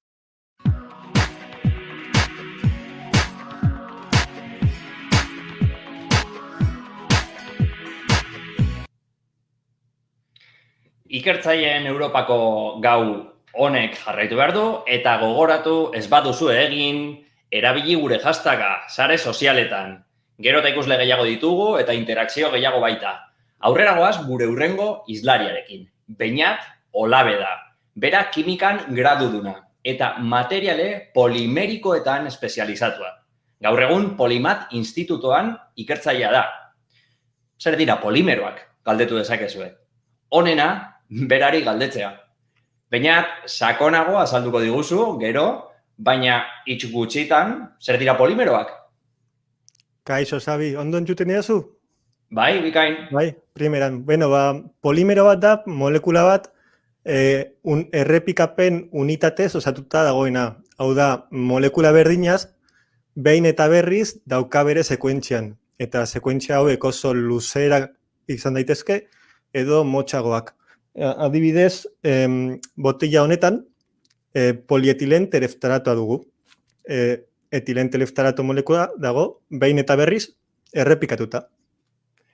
Eta, bueno, esan duzun bezala, nire itxaldian polimero bati buruz hitz egingo dut ere, bereziki DNA-ari buruz. Polimero hau ez da sintetikoa, polietilen tereftaratoa bezala, polimero naturala da. Milioika urte darama hemen, gu baino lehen hemen zegoen ere. Beraz, ondo beritzozu, partekatukoet, aurkezpena, funtzionatzen duen. Bai, aurrera goaz, bitartean, gogoratuko dut bai, Beñatek gaur DNA-ari buruzko misterioen inguruan hitz egingo duela. Beraz, Beñat Olabe, DNA-aren erabilera eskutuak nahi duzunean. Hor, ikusten duzu? Bai, bale. Beno, Gabon, gaur kiwiek eta zuk eta nik amankomunean dugun zerbait aurkeztuko dizuet. DNA. Zer da DNA? Beno, begibiztaz, hemen daukat ere DNA pixka bat. Begibiztaz, DNA gauza txuria da, hemen kiwia eta kiwiaren eta nire DNA-aren nahazte bat egin dut. Prozedura oso erraza da, DNA-aren erausketa deitzen da. Eta hori, YouTubeen oso erraz aurkituko duzue. Bakarrik gatxa, saboia eta alkohol pizka bat. beharko duzue, oso divertigarria da. Beno, ani DNA-ari buruz hitz egingo dizuet, esan dizudan bezala. Jakingo duzue azido nukleikoak bizitzarako ezinbestekoak direla. Hemen ikusten duzue, adibidez, aurtengo albiste batzuk, non azido nukleikoak garrantzitsuak izan diren, adibidez kimikako Nobel sarian, edo PCR frogetan, edo koronavirusa kontrako txertoak egiteko. Hauetaz gain, beste erabilera asko daude ere. Baina pizkat ezkutuagoak dira, oraindik laborategietan daudelako. Eta hauei buruz hitz egingo dut hurrengo minututan. Erabilera hauetan sartu baino lehen, pizka bat gure protagonista hobeto ezagutu behar dugu. Orduan, lehen DNA begibiztaz ikusi dugu, baina ez pentsa gauza txuri eta berde hori DNA molekula bat zenik, hor milioika molekula zeuden. Berez, DNA molekula bat ikusteko nanoeskalara joan behar gara. Hau da, milimetro bat, milioi bat aldiz zatitu behar dugu. Hor, ikusiko genuke DNA-aren sekuentziak errepikapen unitatez osatuta dagoela. Horregatik, esan dugun bezala, polimero bat da. Bere errepikapen unitateak adenina, timina, guanina eta zitosina dira. Eta hauek luzera motxean jarri daitezke edo luzera oso luzean, gure zeluletan dagoen bezala. Baina laborategian luzera motxak erabiltzen dira, gehien bat. Beno, orain sekuentzia ezagutzen dugula, DNA-aren beste alderdi garrantzitsu bat ezagutu behar dugu. Eta hau da, bere forma. Normalean, DNA-an pentsatzean, forma honetan pentsatzen dugu, helize bikoitz forman. Baina hemen berez, bi DNA molekula daude. DNA-ak hemen oso modu espezifikoan hidrogeno zubien bitartez loturak sortu ditzake. Eta horrela, bi kateak lotu egiten dira. Helize bikoitza osatuz. Baina beste forma asko badaude ere. Beno, eta orain ja denaren sekuentzia eta forma ezagutzen dugula, zein dira ezkutuko erabilera horiek? Beno, aurkeztu zen edo ikertu zen lehen erabilera, nanoegiturak sortzekoa erabilera da. DNA-ak aipatu dugun bezala hidrogeno zubiak sortzen ditu kate ezberdinen artean, eta horrela nanoestruktura anitzak lortu daitezke. Hemen ikusten ditugun bezala. Gogoratu, nanoestruktura hauek nanoeskalan daudela. Hau da, zehaztasun ikaragarria dute. Beno, horrela, hidrogeno lotura hauekin, guk nahi dugun nanoestrukturak osatuko ditugu, bakarrik sekuentziak likido batean jarriz, eta beraiek bakarrik lotuko dira, hidrogeno zubi horiek sortuz. Ikusi dugu orduan, nanoegiturak sortu daitezkela. Baina nanoegitura hauek gainera mugimendua izan dezakete. Hau oso garrantzitsua da. Denbora luzez iraun eta mugimendua edukitzea. Adibidez, ikusi ditugun kaxa hauetan. Eta mugimendu hau nola lortzen da? Beno, horretarako denaren beste ahalmen bat aurkeztuko dizuet. Detekziorako edo antzemateko duen gaitasuna. DNA-ak oso estruktura simplea dauka, baina nahi dugun molekula ainguratzeko, harrapatzeko gai izan daiteke. Hau nola lortzen du? Beno, naiz eta estruktura simplea eduki, 50 letrako kate batean, trilioika kombinazio izan ditzake, bere 4 letrak orden desberdinan jarriz. Kotxeko matrikula bat izango balitz bezala. Beraz, seguruenik, hauetako sekuentzia batzuek, detektatu nahi dugun molekularekin lotura sendoak sortuko dute. Hidrogeno zubiak edo bestelako indarren bidez. Lotuko diren sekuentziak aurkitzeko SELEX teknika erabiltzen da. Eta sekuentzia honekin detekzio aplikazioak lortu ditzazkegu. Gorka Oribek aurkeztu dituen biomarkadoreak aurkitzeko erabiltzen direnak bezala. Beno, eta hemen duzu adibidez sekuentzia bat ATP molekula antzeman dezakeena.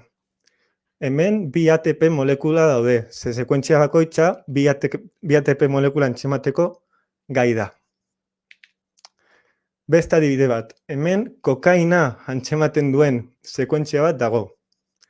Sekuentzia hemen modu librean dago, eta kokaina antzematean harrapatu egingo du. Eta harrapatze honetan, lehen aipatu dudan nanoestrukturen mugimendua lortzeko giltza dago. Ze ikusten dezuten bezala, kokainaren sekuentzia libre dago kokaina ez dagoenean, baina gero bere forma aldatu egiten du. Orduan, berdina gertatzen da kasen adibidean. Lehenik kasa itxita egongo da. Hemen helize bikoitza osatzen dute bi DNA sekuentzia.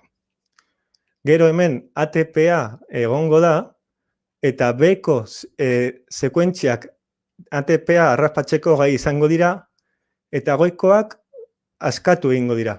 Eta horrela kasa ireki egiten da. Deneak baditu beste hainbat ahalmen nanoteknologiko. Arlo askotan, adibidez katalizatzaile bezala edo informazioa gordetzeko. Hauek ezagutzeko, gonbidatzen zaituztet, Elhuyarren argitaratu genuen artikulu honi begirada bat botatzera. Baina ez dut bukatu nahi, gainditu behar diren muga batzuk aipatu gabe. Denearen erabilerak zailtasun batzuk aurkezten dituelako ere. Bi muga nagusi daude. Batetik, deneak hidrolizatzen da. Hau da, degradatu egiten da. Eta honen ondorioz, aste edo hilabete gutxitan sortu ditugun zentsoreak edo nanoegiturak desagertu egingo dira. Eta beste muga nagusia da, deneak beste molekulekin lotura antzematen dituen molekulekin lotura ahulak sortzen dituela. Eta honen ondorioz, mugimenduak, ikusi dituen kasen mugimenduak ez dira oso azkarrak. Nire tezian, arazo hauek nola gainditu ikertu egin dut. Eta posible dela gainditzea ikusi dut. Beraz, ez nintzateke harrituko, hurrengo urteetan aplikazio ez ezagun hauek ezagutzen hasten badira. Beno, mi esker zuen horregatagatik. Eta gabon.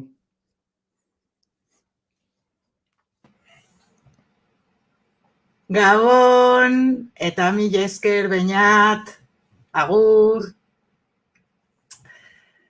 Bueno, pues es el momento de otra charla. Sí, como lo oís.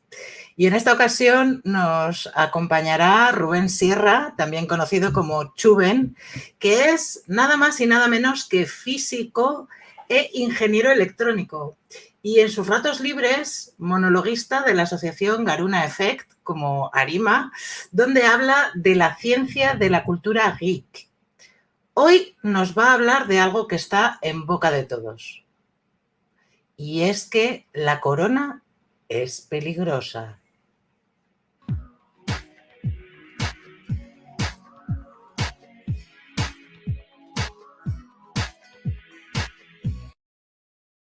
Holita, muy buenas, me llamo Rubén Sierra, podéis llamarme Chuben, soy físico e ingeniero electrónico y formo parte de Garuna Effect, una asociación de divulgación científica que junto con otras tantas personas como por ejemplo Arima, que está aquí también la noche de los investigadores, tiene una charla muy interesante, ojeadla, de verdad merece mucho la pena, hablamos sobre las curiosidades científicas que hay detrás de muchos mangas, animes, series, videojuegos, todo eso, todo lo que engloba el mundo freak, nosotros lo cogemos y le sacamos punta para hablar de todo lo que sabemos. Y hoy no va a ser menos, porque la corona es muy peligrosa.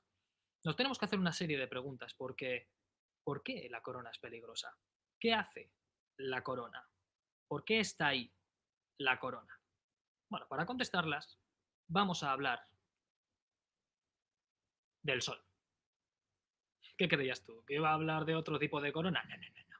Vamos a hablar de la corona solar. Pero antes de llegar hasta ahí, voy a explicar unas cuantas cosillas que considero básicas, pero a la vez muy interesantes.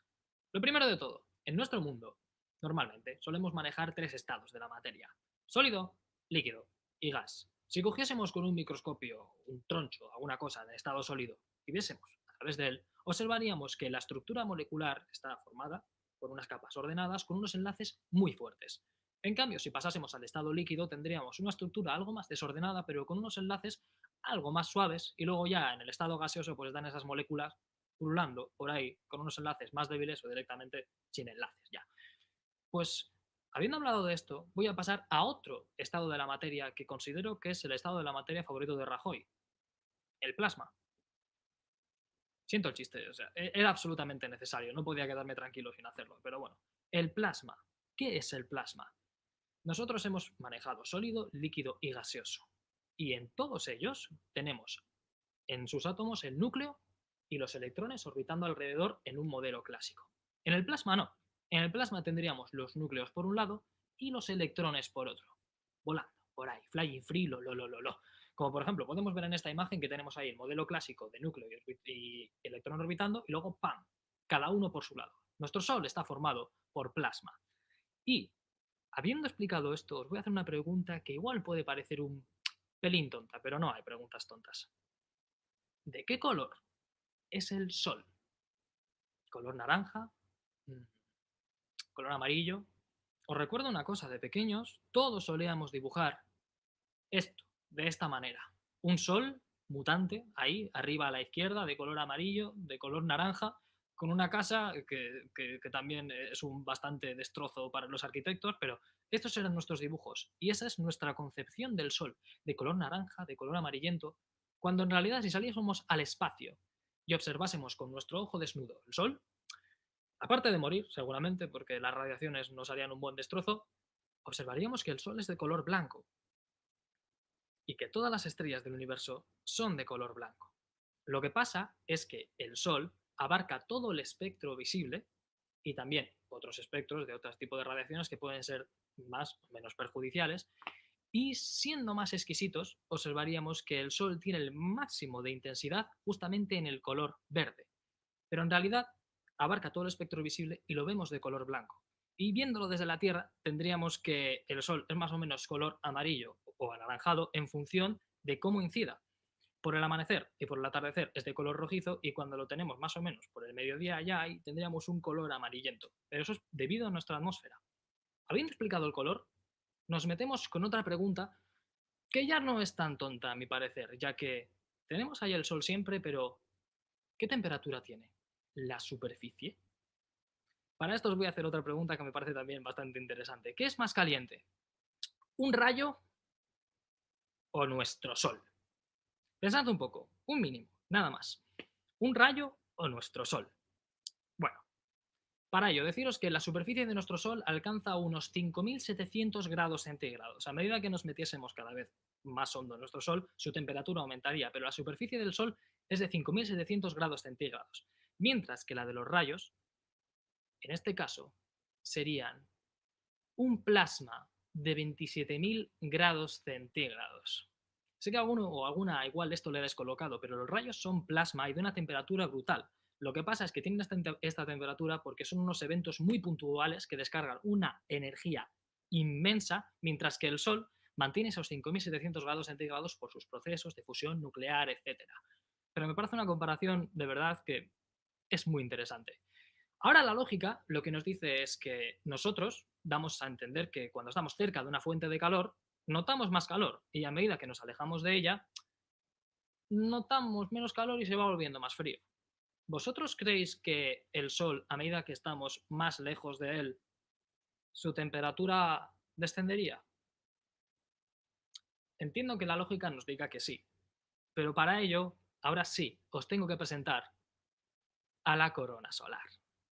La corona solar es una de las capas más externas del Sol y se puede considerar que es como un aura de plasma que está muy afuera de nuestro Sol. Para que veáis lo afuera que está, la corona solar empezaría aproximadamente a los 2.000 kilómetros de la superficie del Sol y se extendería hasta los 5 millones de kilómetros o más de la superficie del Sol.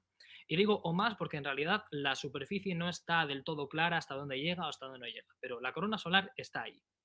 Y son 5 millones de kilómetros. ¿Vosotros creéis que llega a la Tierra? Porque ¿cuánto es la distancia del Sol a la Tierra?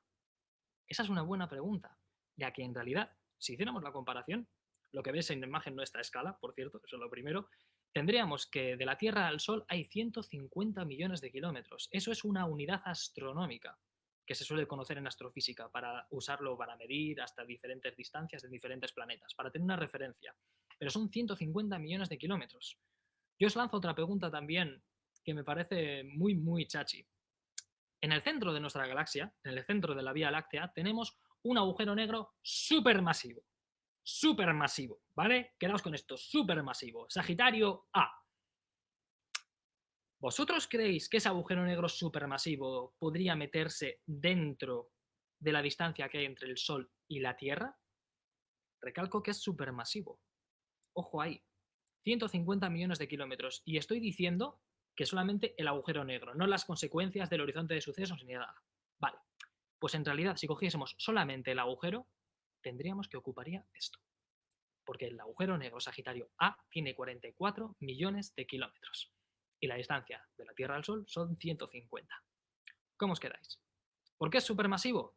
Porque su masa es enorme. Su masa, los kilos que tiene, millones de veces la del Sol. Millones. Pero solamente ocupa 44 millones de kilómetros. Solo. El caso. Habiendo hablado de los agujeros negros y habiendo hablado también de la corona solar, yo os quiero decir por qué es peligrosa de verdad. Y es que, ¿a qué temperatura se encuentra la corona solar? Eso es a lo que voy. ¿Por qué la corona es peligrosa? La pregunta que os he hecho antes sobre si a medida que nos alejamos del Sol la temperatura va bajando tiene que ver con esto, ya que en esta imagen de aquí observamos que es la corona solar, que es una aura de plasma, y luego tendríamos los vientos solares, que esos son ya partículas cargadas que llegan hasta nuestra Tierra y a partir de ahí nuestro escudo, que es la magnetosfera, se dedica a esquivarlas. Pero la corona solar no llega hasta la Tierra, porque si llegase, ojo cuidado la que liaría porque sería muy gorda, ya que alcanza unas temperaturas de, si la superficie del Sol es de 5.700 grados, la corona puede alcanzar los 2 millones de grados. Y la pregunta es, ¿por qué? Bueno, aún no se sabe bien del todo. Es, por ejemplo, algo que se tiene que estudiar con la sonda Parker, que es un satélite que van a mandar allí, que va a orbitar alrededor del Sol para ver qué mecanismos tiene, cómo funciona para recoger medidas experimentales y así sacar más conclusiones del funcionamiento de la corona y de otras tantas cosas que interesan al mundo científico. Pero la corona solar es muy peligrosa porque son 2 millones de grados centígrados. Ojo, cuidado con eso. Por eso, la corona es peligrosa y hay que tener mucho cuidado con ella.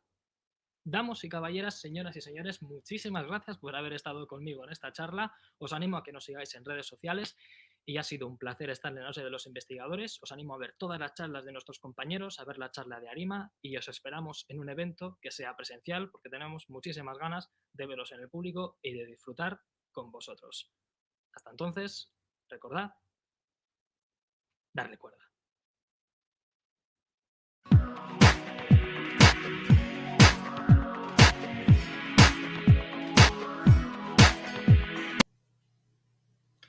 Hemos cogido buen ritmo, ya hemos visto unas cuantas charlas, pero aún hay más. Afortunadamente aún hay más. Vamos a seguir con nuestro siguiente ponente, que es Jon Torres. Él es profesor en el grado de Fisioterapia de la UPV-HU.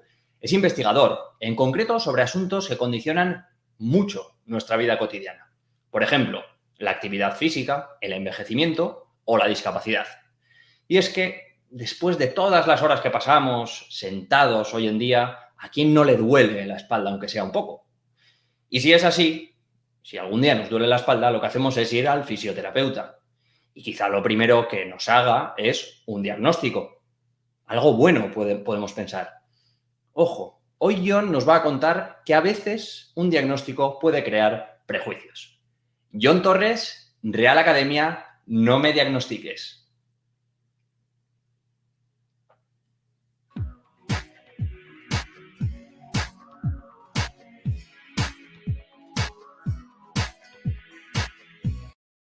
Hola, buenas noches. Yo soy John Torres y mi charla es Real Academia, no me diagnostiques. En primer lugar, me gustaría que los oyentes me dijerais qué os viene a la cabeza cuando oís la palabra discapacidad. Pensar unos segunditos, os doy unos segunditos y ahora me tenéis que decir qué es lo que os viene a la cabeza.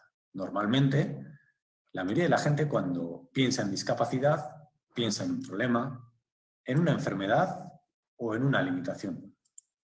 De hecho, por ejemplo, la Real Academia de la Lengua Española, en su definición de discapacitado, dice que es aquella persona que padece una disminución física, sensorial o psíquica que incapacita total o parcialmente para el trabajo o para otras tareas ordinarias de la vida. ¿Y qué os parece esta definición? A mí no me gusta mucho. No me gusta mucho porque me parece que tiene una semántica un poco pues capciosa. Creo que puede atribuir ciertas etiquetas peyorativas a las personas con discapacidad. Creo que les atribuye las etiquetas de disminuido e incapaz. Es decir, enfatiza la discapacidad. Esto puede deberse a que cuando hablamos de salud o cuando definimos términos relacionados con la salud, normalmente en ciencias de la salud, en medicina, se utiliza con mucha frecuencia este libro gordo de PTT. El CIE 10 es la clasificación estadística internacional de las enfermedades y problemas relacionados con la salud. Es una clasificación que se empezó a realizar a finales del siglo XIX y cuyo objetivo es pues, cuantificar los problemas de salud fundamentalmente. Y para eso crea etiquetas. Crea etiquetas de los problemas de salud fundamentalmente en base a cómo está la estructura. Esto está muy bien, ha supuesto una revolución y no tendríamos los avances médicos que hoy tenemos probablemente si no fuera por ello. Sin embargo, creo que cuando hablamos de personas, de salud en general, es muy importante atender a cómo funciona la estructura, atender a la función. Tanto que la OMS publicó hace unos 30 o 40 años la Clasificación Internacional del Funcionamiento de la Discapacidad y de la Salud. En esta dice que discapacidad es un término general que abarca las deficiencias, las limitaciones de la actividad y las restricciones de la participación. Vamos a explicar con detalle estos aspectos. A mí me gusta explicar esto poniendo el ejemplo de la miopía, porque es una enfermedad muy común que todos entendemos fácilmente. La miopía, la deficiencia, es la alteración en la estructura del globo ocular, que provoca una limitación funcional caracterizada por un problema en el enfoque. No somos capaces de enfocar adecuadamente. Y esto hace que no veamos bien. ¿Vale? ¿Esto provoca siempre una restricción de la participación? Normalmente, si no hacemos nada, podría provocar un problema en nuestra participación social. Sin embargo, hoy en día, cualquier persona con miopía aquí puede acceder a unas gafas, ¿no? Y con esto no existiría ningún problema de participación. ¿Vale? Podríamos vivir una vida plena, sin ningún problema. Muy sencillo. De acuerdo. Con todo ello, la OMS dice que esto es un problema complejo en el que es muy importante la interacción entre las características del organismo humano y las características de la sociedad en la que vive. Por ejemplo, yo me pregunto, ¿cuántos de vosotros tenéis miopía? ¿Vale? Normalmente cuando pregunto esto en clase, aproximadamente entre el 60 y el 70% de los alumnos levantan la mano. Bien, la siguiente pregunta es, de las personas que estáis aquí con miopía, si no tuvierais unas gafas, unas lentillas, o os hubierais sometido a una cirugía para corregirla, ¿cuántos podríais seguir con vuestra vida con absoluta normalidad? ¿Cuántos podríais haber llegado a tener, por ejemplo, los estudios que tenéis ahora? ¿Cuántos habréis podido asistir al colegio con normalidad, después hacer una carrera? ¿Y cuántos podrían haber obtenido el trabajo que tienen actualmente o aspirarían a un trabajo como el que aspiran? Tendría un entorno social y familiar como el actual, un acceso a los sistemas sanitarios como el que tenemos, una vida con unos hábitos de vida saludables, deportivos y un envejecimiento activo, por ejemplo. ¿Cuántos tendríais esa vida plena si no fuera por esa pequeña ayuda? Pensad que esto que ahora es tan normal y tan sencillo, quizás hace no tantos años, aquí mismo no era tan fácil. Y probablemente hoy en día esto no es nada fácil en ciertos países. ¿De acuerdo? Con lo cual, la discapacidad probablemente es una cuestión de ayuda y de oportunidades. ¿Cómo ayuda la sociedad a las personas y qué oportunidades ofrece? Esto es muy importante porque en el mundo puede haber en torno a 1.000 millones de personas con discapacidad. En España se estima que hay más de 3 millones de personas conviviendo con discapacidad. Son muchas, muy variadas. Y algunos de los ejemplos que más me gustan son el de Pablo Pineda, por ejemplo. Pablo Pineda es una persona que ha conseguido una Concha de Plata en el Festival de Donostia, en el Festival de Cine de Donostia, ha escrito un libro, da conferencias, tiene una carrera. Tradicionalmente se le conocería o sería fundamentalmente una persona con síndrome de Down. Pero a mí me parece que en él no destaca una discapacidad, sino destacan las capacidades tan extraordinarias que tiene. También me gusta mucho Jesús Vidal, que tiene una capacidad extraordinaria para tocarnos la fibra cuando da un discurso como el que dio en los Goya. Estaréis de acuerdo conmigo, ¿verdad? Son dos ejemplos, y hay muchas más personas. Personas como las que trabajan en la Antey Batuac. La Antey Batuac es una entidad que busca oportunidades laborales a personas con discapacidad intelectual. Es decir, ayuda a que tengan una vida integrada en la sociedad. Y esto es un factor fundamental. Al respecto, nosotros hicimos un trabajo de investigación que publicamos hace 3 años. Sobre todo ello me gusta hablarles a mis alumnos. Normalmente, todos los años, hablamos en clase sobre estos aspectos. Y procuro también que conozcan ejemplos, como por ejemplo las personas que están en FECOR. FECOR es una entidad que atiende a personas con diversas situaciones vitales, ¿vale? Y entre ellas, pues los que tenemos en la imagen son campeones de boccia. Cuando los alumnos conocen a estas personas, siempre cambian esos clichés, cambian esas etiquetas y empiezan a pensar que detrás de la discapacidad lo que hay es personas que realizan mucho esfuerzo para superarse día a día y que son muy perseverantes. Es decir, etiquetas positivas normalmente. Con todo ello, hace unos años yo les pregunté a mis alumnos, ¿y qué os parece la definición de la Real Academia? A mí no me gustaba, pero es que a ellos tampoco. Con lo cual les propuse, ¿os parece bien si enviamos una enmienda a la definición? ¿Proponemos una enmienda? De acuerdo. Y así lo hicimos. Es decir, la definición de discapacitado que os he explicado al principio no nos gustaba nada. Y propusimos la nuestra en base a lo que conocíamos de la OMS, por ejemplo. Y dijimos, bueno, pues a nosotros nos parece que discapacitado podría ser algo así como aquella persona que padece una alteración física, sensorial o psíquica, que le dificulta, total o parcialmente, para el desempeño de su rol. Dificulta, pero no impide. Y esta propuesta se la enviamos en el 2017 a la Academia. En 2018, unos meses después, nos contestaron que les había resultado muy interesante, tanto que pasaban el testigo a su instituto de lexicografía, en donde los expertos lexicógrafos analizarían nuestra propuesta. Una vez analizada, siguieron para adelante y decidieron enviarla a las 22 academias de la lengua española que hay a lo largo y ancho del mundo. Cuando estas 22 academias lo han analizado, les ha parecido adecuada la propuesta. Tanto que hace unos días, el 24 de noviembre, me comunicaron que habían aceptado la enmienda. ¡Bravo! Hemos cambiado la definición de discapacidad en el diccionario de la lengua. Con todo ello, espero que lo que pensamos cuando oímos la palabra discapacidad, a partir de ahora, no esté asociado a etiquetas negativas, sino a capacidad. ¿De acuerdo?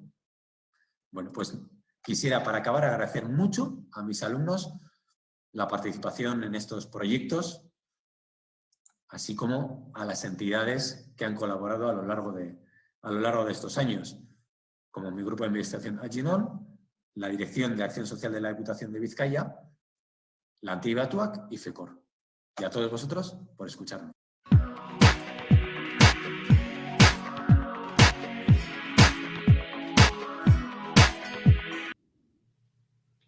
Llega un momento especial en esta noche y es que entre tanta profesora y tanto profesor se nos cuela una estudiante. Maitane Alonso es estudiante de medicina, Pero atención, su proyecto Cómo conservar los alimentos y no morir en el intento ha sido galardonado con varios premios internacionales. Y ahora viene lo increíble. El mismísimo MIT le va a poner su nombre a un asteroide. Maitane, por Dios, cuéntanos cómo se siente alguien que tendrá un asteroide con su nombre. Bueno, buenas noches. Estoy inmensamente ilusionada de estar aquí y la verdad es que el sentimiento es surrealista, ¿no? Pero para mí lo más increíble de todo es poder levantarte cada día y ver cómo un sueño de cuando eras pequeña se va haciendo realidad. Maravilloso. Bueno, hoy Maitane tratará de dar respuesta a una pregunta que todas las personas nos hacemos una o varias veces a lo largo de la vida.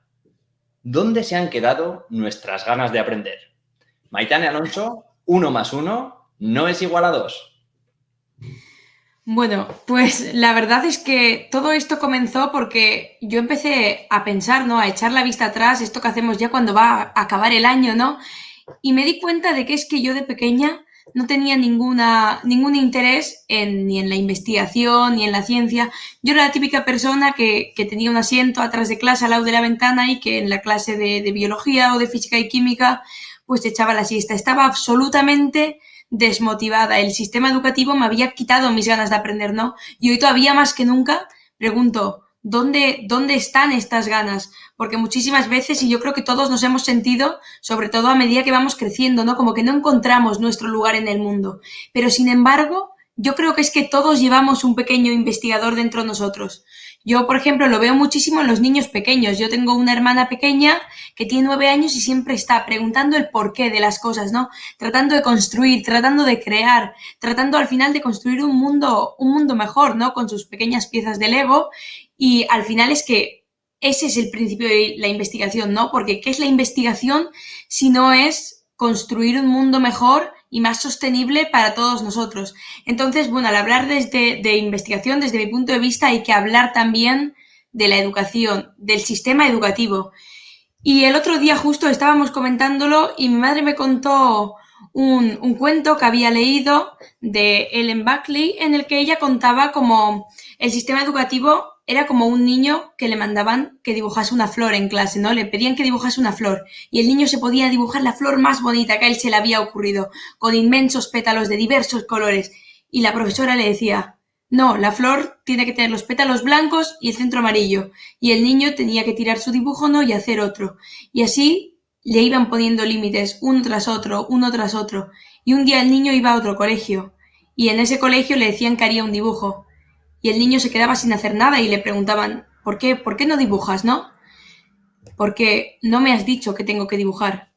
¿Por qué no investigamos? Porque no nos han dicho que tenemos que investigar, pero igual está en nuestras manos, ¿no? Encontrar nuestra pasión, encontrar qué es lo que nos mueve, encontrar qué es lo que a nosotros nos levanta cada mañana para luchar por ello. Y es que al final la investigación, desde mi punto de vista, se resume en 2 palabras, y son las palabras ¿por qué?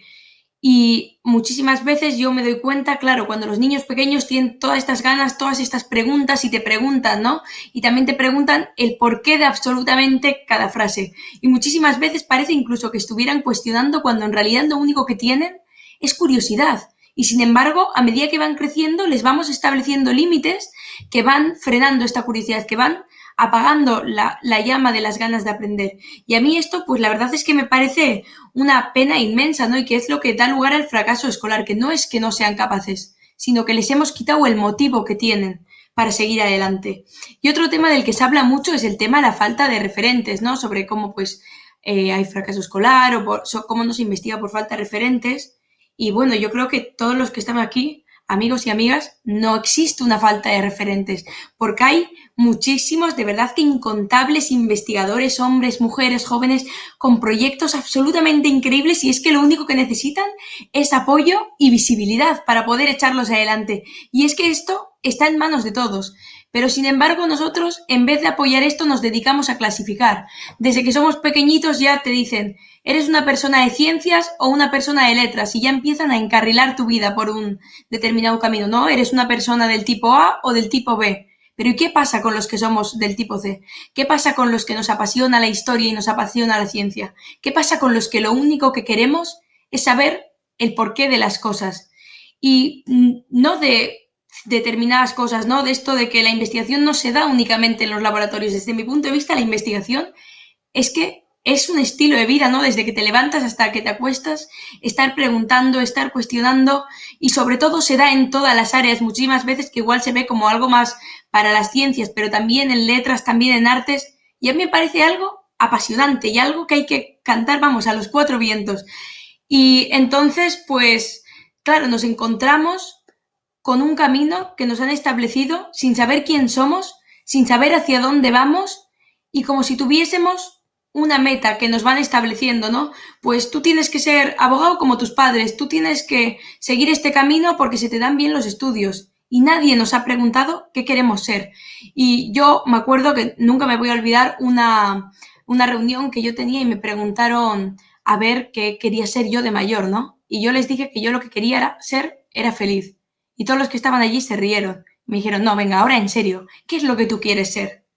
Y yo, de verdad, que lo que quiero es ser feliz, es levantarme todos los días y, no sé, levantarme con la ilusión de que hoy vas a hacer algo, vas a aportar tu granito de arena para tratar de construir un mundo mejor entre todos. Hoy vas a hacer una pregunta, hoy vas a luchar por lo que te apasiona, hoy vas a vivir, ¿no? Que es que al final se trata de vivir dejando huella en cada paso que damos y sobre todo se trata de disfrutar el camino y no ponernos esta meta y muchísimo más en la investigación, ¿no? No se trata de llegar a ningún sitio porque el único sitio hacia el que todos vamos dirigidos vamos hacia el fin de nuestra vida, pero sin embargo se trata de disfrutar cada y uno de los pasos que vamos dando, ¿no?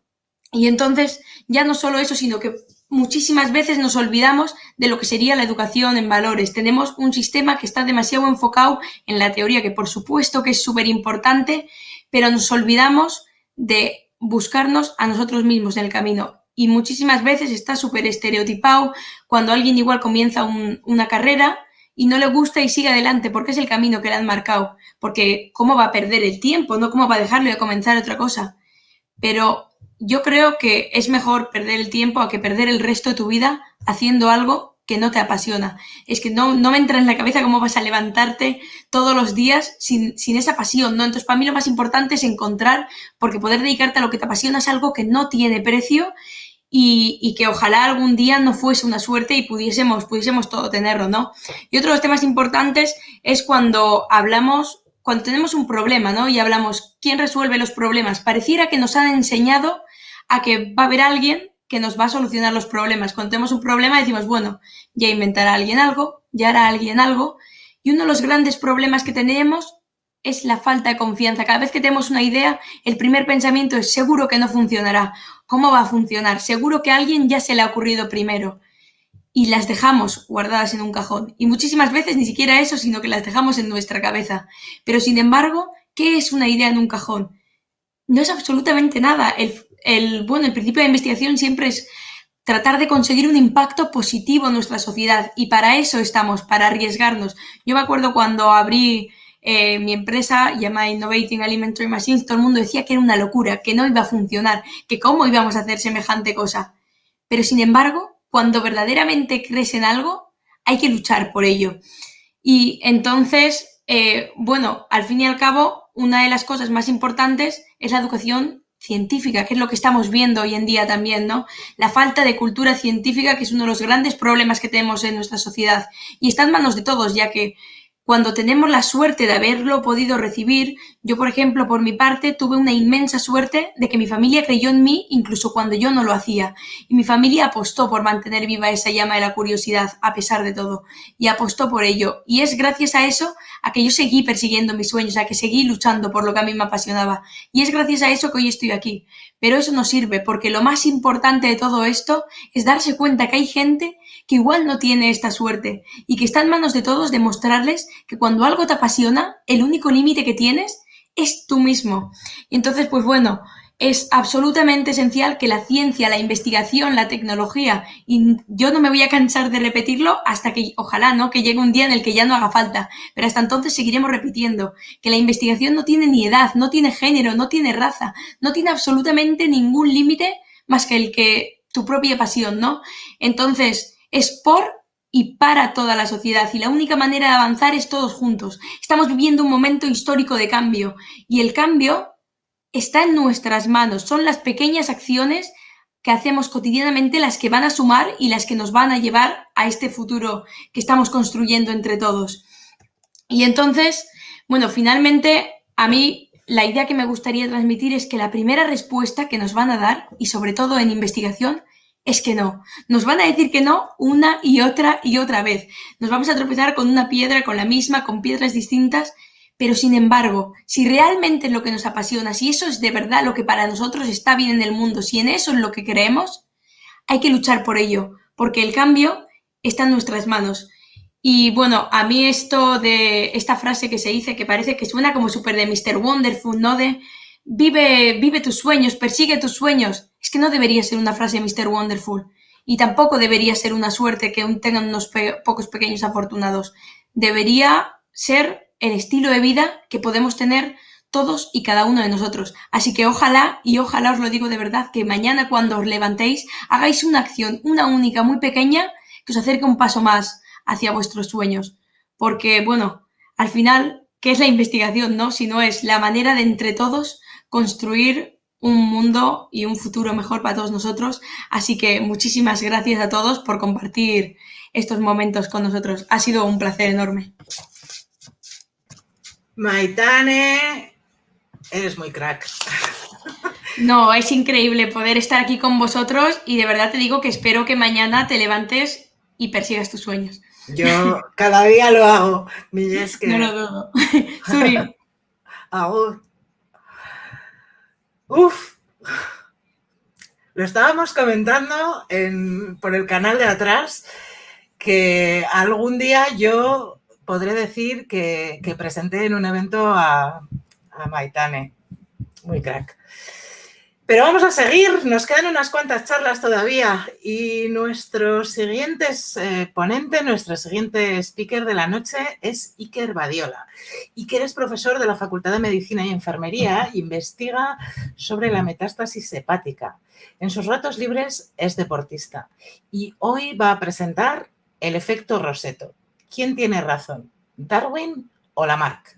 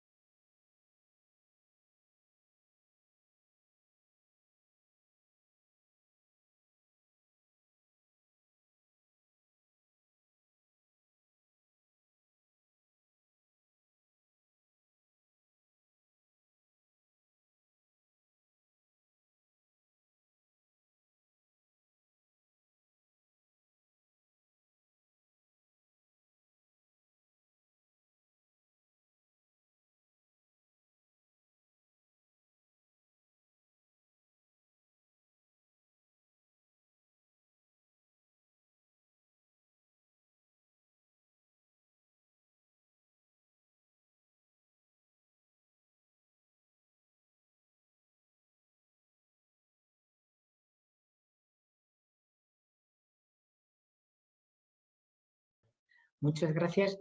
Normalmente se hubiese dicho por venir. En este caso, dadas las circunstancias, por estar al otro lado de vuestras pantallas.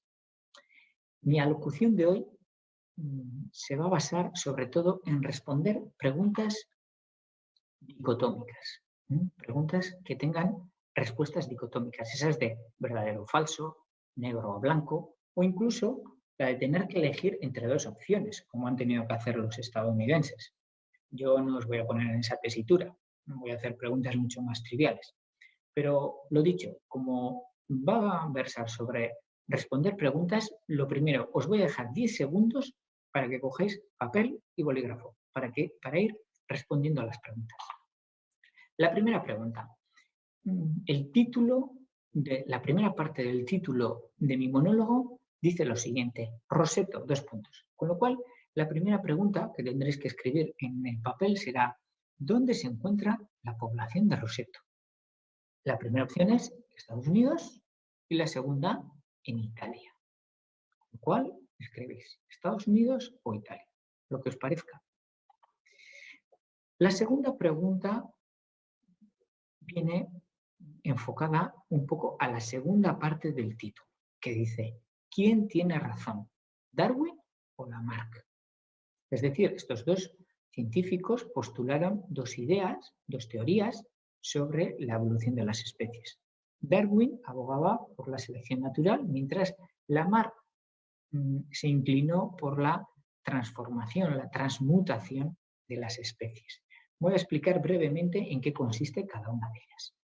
Según Lamarck, este es un ejemplo que se suele poner, que es bastante visual, el de las jirafas. Según Lamarck, en una población de jirafas, había jirafas con cuellos relativamente cortos para ser jirafas y no llegaban, no alcanzaban muy bien las hojas que se encontraban en los árboles bastante altos.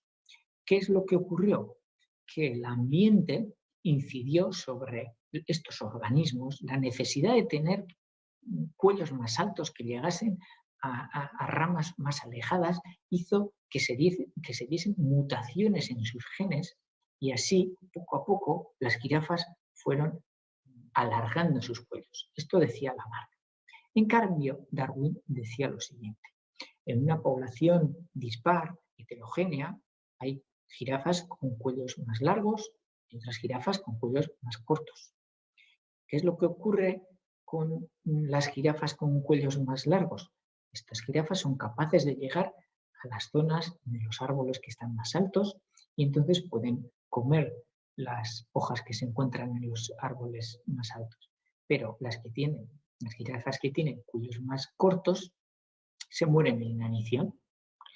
Las jirafas con cuellos más largos empiezan a combinarse entre ellos y los genes de cuello que propician tener cuellos más largos se van perpetuando durante el tiempo porque se van combinando entre ellos y cada vez tenemos jirafas con cuellos más largos. Se seleccionan aquellos genes de jirafas mejor adaptadas al entorno. El que evoluciona, lo que se consigue de esa selección es el organismo que mejor está adaptado al entorno. En una situación normal, de una exposición presencial, yo hubiese repartido los diferentes votos para que vosotros votaseis, pero en este caso lo que tenéis que hacer es apuntar en vuestras hojas. Por tener una visión un poco de cómo puede ser el resultado, yo antes de esta exposición he hecho un pequeño muestreo con una pequeña población y me he encontrado que el 92,3% dice que Darwin tiene razón, mientras que el 7,7% dice que Lamarck tiene razón. Un poco por ir aclarando todo esto, voy a contaros la historia de Roseto, a ver si nos puede arrojar cierta luz sobre la discordancia que hay entre algunos de vosotros. Roseto es un pueblo italiano, ya podéis apuntaros el pueblo italiano, todos aquellos que habéis optado por la opción de pueblo estadounidense, que se encuentra a los pies de los Apeninos y en el siglo XIX sufrió una grave crisis económica. Fruto de esta grave crisis económica, muchos de los pobladores de Roseto migraron a diferentes puntos del mundo. Uno de los lugares donde se desplazaron fue cerca de una cantera de pizarra en el estado de Pensilvania, en Estados Unidos. Hicieron una especie de campamento en el cual estaba cerca de la cantera de pizarra y como había gran requerimiento de mano de obra, trabajaban en ella y habitaban en este espacio que en realidad no era una entidad municipal. Con el tiempo, este sitio fue tomando más entidad municipal y al final se construyeron casas, incluso se construyeron escuelas, iglesias y hasta un servicio médico. Y así se creó el pueblo de Roseto en Estados Unidos. Lo digo por aquellos que habéis indicado que Roseto está en Italia. Los médicos que pasaban por el servicio médico del recién creado pueblo de Roseto observaron que los pobladores de Roseto tenían muy bajas incidencias de enfermedades tan graves como el infarto de miocardio. Y la esperanza de vida de los rosetianos era mucho más largo, mucho más próspero, mucho mayor que el de los pobladores de los municipios colindantes. Este hecho llamó la atención de Stewart Wolf, un epidemiólogo que empezó a estudiar el efecto Rosetto. La primera hipótesis que se plantearon Rolf y sus colaboradores fue que los rosetianos, al provenir de un país con costumbres bastante importantes en lo que a la dieta se refiere, pues la dieta mediterránea, eso podía influir en su salud. Pero se dieron cuenta que no. Los rosetianos habían adquirido las malas costumbres alimentarias de los estadounidenses. La segunda hipótesis fue que posiblemente los rosetianos estaban cambiando sus hábitos de vida, como abandonando el tabaquismo.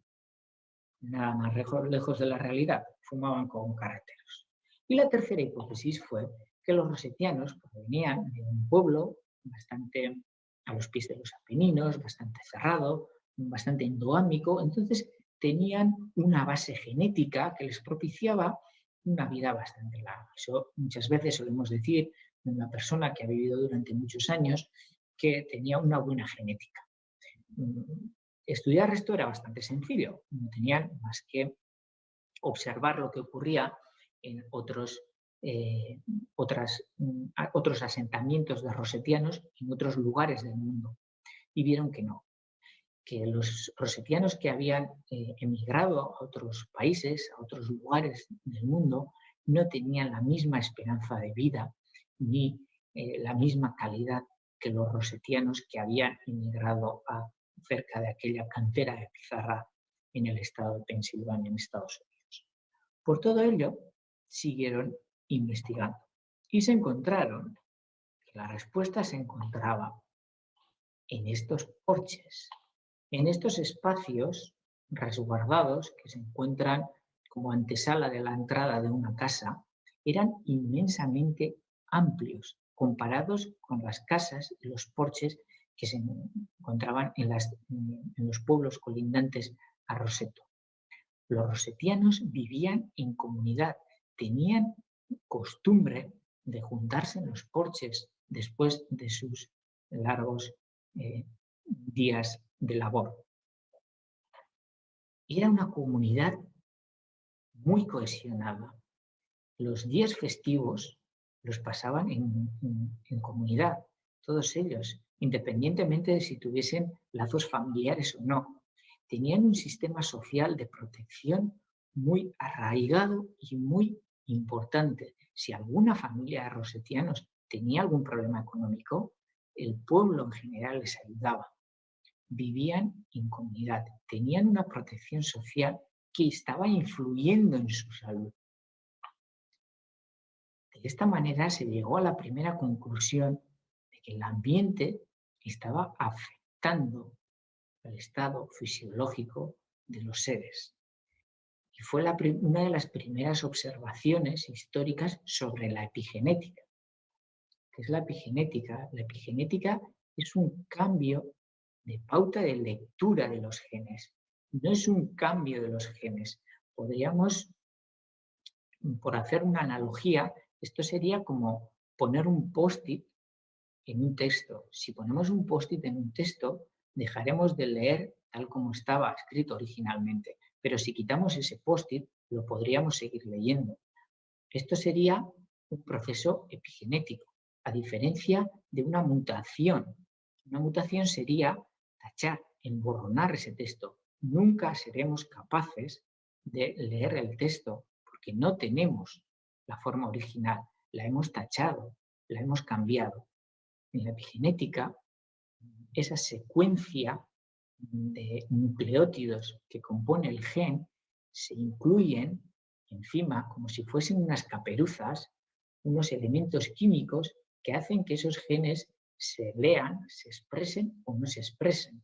Y eso viene dado por el ambiente. El ambiente hace que se incluyan estas moléculas y hace que se den lecturas de algunos genes o represión de otros genes.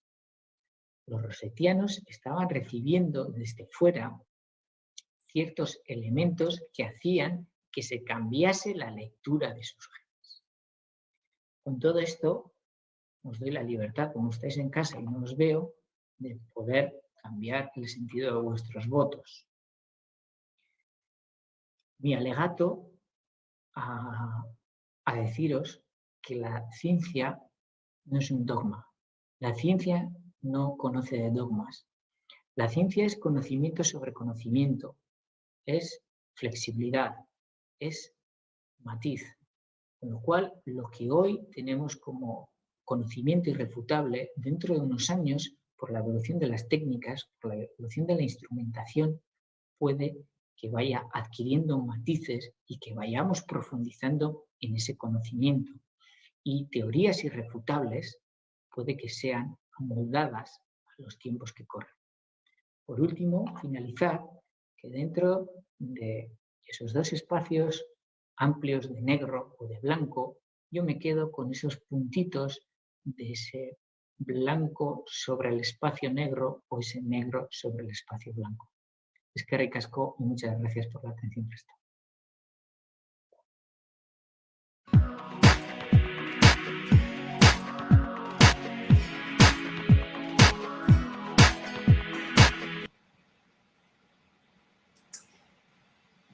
Después de ese pequeñito problema técnico al principio de este vídeo, vamos a dar paso en breve a nuestro siguiente ponente, que es César San Juan. Él es profesor de Psicología Criminal, Psicología Jurídica, miembro del Instituto Vasco de Criminología y director del Centro Internacional de Investigación sobre la Delincuencia, la Marginalidad y las Relaciones Sociales. Le tenemos con nosotros ya, César. Y en sus ratos libres me han dicho que eres un poco fan de los Beatles, ¿no? No soy fan de los Beatles, soy un súper estudioso de los Beatles. ¿Eres estudioso de los Beatles? Sí, un beatlelólogo. Qué interesante. Oye, vamos a hacer un poco de vínculo entre tu profesión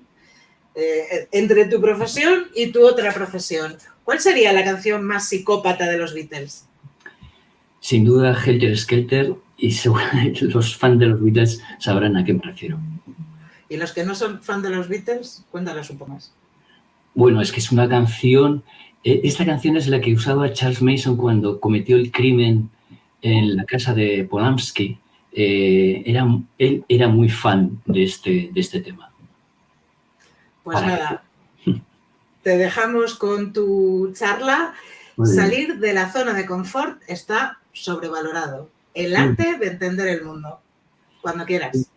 Es el único título que, si lo lees y lo oyes, suena diferente o parece diferente, porque el arte de entender el mundo está escrito todo junto y con H, es decir, que te hielas de frío cuando entiendes el mundo.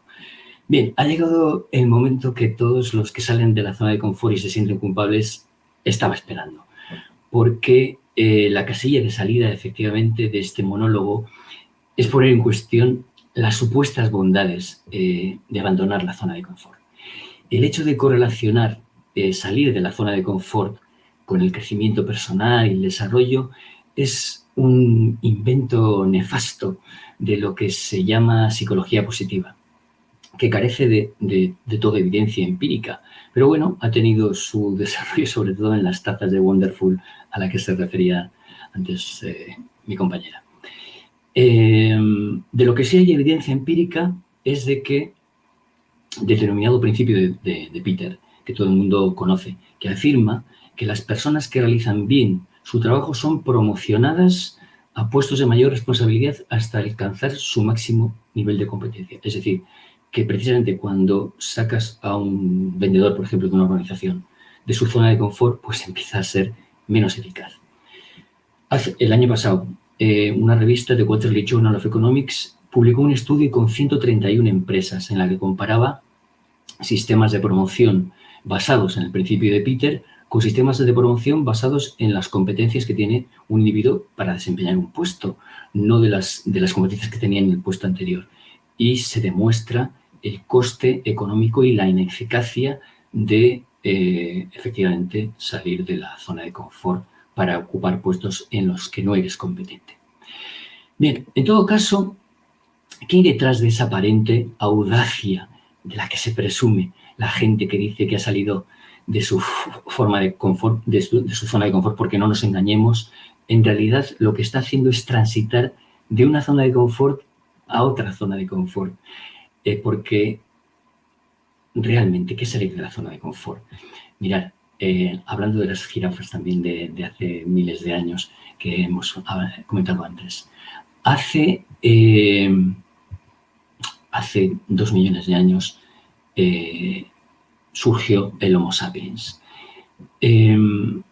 Y vivíamos en África bien calentitos y bien a gusto.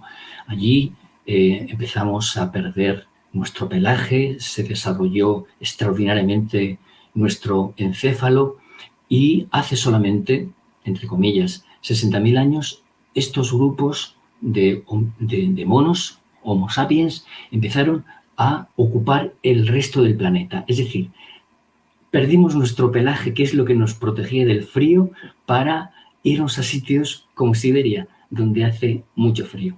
Esto es salir de la zona de confort. Así que, volviendo a la pregunta, ¿qué es lo que hay detrás realmente de esa aparente audacia que conlleva salir de la zona de confort? Pues un vicio que es en nuestra especie actual universal. Y me refiero a la vanidad. La vanidad sí es una cualidad universal y lo podemos comprobar muy fácilmente si revisamos Twitter en un momento y nos fijamos en la cantidad de frases que empiezan con soy el único que... Bueno, todo eso es un síntoma de vanidad. Soy el único que no ha visto la Isla de las Tentaciones, soy el único que no sabe cuándo hay que lavar las toallas, soy el único que lleva el móvil y la tablet cuando va a ver películas, soy el único que cuando le dice algo importante a alguien por WhatsApp lo cierra para no ver la respuesta. No, no eres el único. Lo siento ser portador de malas noticias, pero no eres el único por nada de esto porque hay mucha gente que lo hace. Quizás eres único por otras cosas, pero tendrás que explorar más. Pero cuidado, porque puede que no te guste lo que encuentres. Y sobre esta cuestión acerca de lo que es único en alguien, lo que hace especial y lo que es universal, es decir, lo que compartimos con todo el resto de la especie, esto es un interés muy significativo en la psicología en general y la psicología transcultural en particular. Y dentro de este estudio de lo que es propio de cada individuo y de lo que es universal, hay un tema realmente apasionante y fascinante, que son las emociones. Entonces, digamos que, hablando de las emociones básicas, hay como una especie de paleta de colores básicos que es universal, es decir, que compartimos con todas las especies. Por ejemplo, la felicidad, la sorpresa, la tristeza, el enfado, el asco o el miedo son emociones básicas que compartimos no solamente todos los Homo sapiens, sino también muchas especies de animales y sobre todo los monos. Fijaros, hay una diferencia importante. Hace muchos años, porque yo era estudiante de psicología en Lovaina, fui parte de un experimento que tenía que visionar unas imágenes que daban supuestamente daban mucho asco. Se trataba de un plato típico que hay en un país cuyo nombre no puedo acordarme, en la que se introducía un mono en una jaula por el centro de una mesa redonda. Da mucho asco, ¿eh? Y entonces sacaba la cabeza el mono por ese agujero y los comensales le partían da mucho asco, le partían el cráneo al mono y se comían el cerebro todavía palpitante que brotaba con pérdida masa cefálica de este mono. Bien, este experimento se hizo con con personas de diferentes latitudes del mundo y todo el mundo sentía asco. Lo que pasa es que, por ejemplo, los japoneses, cuando el investigador estaba delante, ocultaban su emoción de asco, de sentir asco, al contrario que otras personas como yo, que independientemente que estuviera el investigador delante no, pues daban ganas de vomitar y así lo manifestaba claramente. Bien, Pero a partir de ahí hay una serie de emociones más complejas que están condicionadas ya culturalmente y por lo tanto ya van a ser diferentes en su manifestación, como decía, como pasaba con los japoneses, de un lugar a otro. Por ejemplo, la nostalgia, la melancolía o emociones sociales. Las emociones sociales, es decir, las que nos conectan con los demás, las que solo tienen sentido porque vivimos en comunidad, como ha comentado mi predecesor. ¿Cuáles son las emociones sociales? Los celos, la vergüenza, la culpa, la envidia, el orgullo, son emociones sociales, es decir, que solo tienen sentido en un contexto social y que quizás cada una de estas sean un conjunto de esas emociones básicas. Aquí nos vamos a encontrar con que efectivamente el lenguaje, hay un lenguaje propio en cada país para referirse a estas emociones, pero puede haber, como digo, diferentes formas de manifestar esas emociones, diferentes formas de sentirlas y diferentes formas de manifestarlas. Y luego ya hay emociones que son muy particulares con respecto a sociedades muy concretas y que tienen su lenguaje y su concepto particular y que no tienen una traducción, por ejemplo, al español.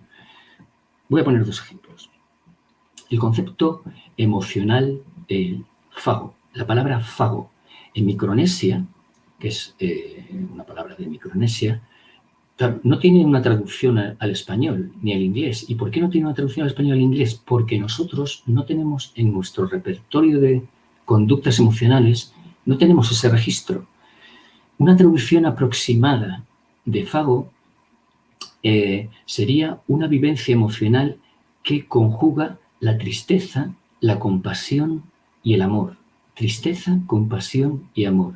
Claro, en nuestro contexto social no hay una emoción que conlleve estas tres respuestas emocionales más básicas, pero en Micronesia, en su jerarquía de valores y en su jerarquía de prioridades y en su forma de relacionarse con el mundo, estas tres emociones conjugadas, tristeza, compasión y amor, forman parte de una forma de vincularse emocionalmente a los demás. Otro concepto, japonés, en japonés, amae. Amae se utiliza para expresar una relación amorosa, pero en la que uno de los miembros de la pareja se convierte en protector de la otra. Se trata de un amor muy permisivo e incondicional. Lo podríamos asimilar a la relación amorosa entre madre e hijo, padre e hijo, pero que también se extrapola a relaciones de pareja, en la que una persona, uno de los individuos, actúa de protector y la otra persona pues tiene un rol mucho más pasivo. Claro, yo necesito toda esta argumentación para explicar a lo que me estoy refiriendo, que en Japón tiene un concepto que se llama amae, porque en Japón es muy importante la expresión de esta relación. Y claro, llegados a este punto, os podréis preguntar, ¿tendríamos nosotros un concepto emocional que no se entendiera en otras latitudes, que no tuvieran en su registro de conductas emocionales?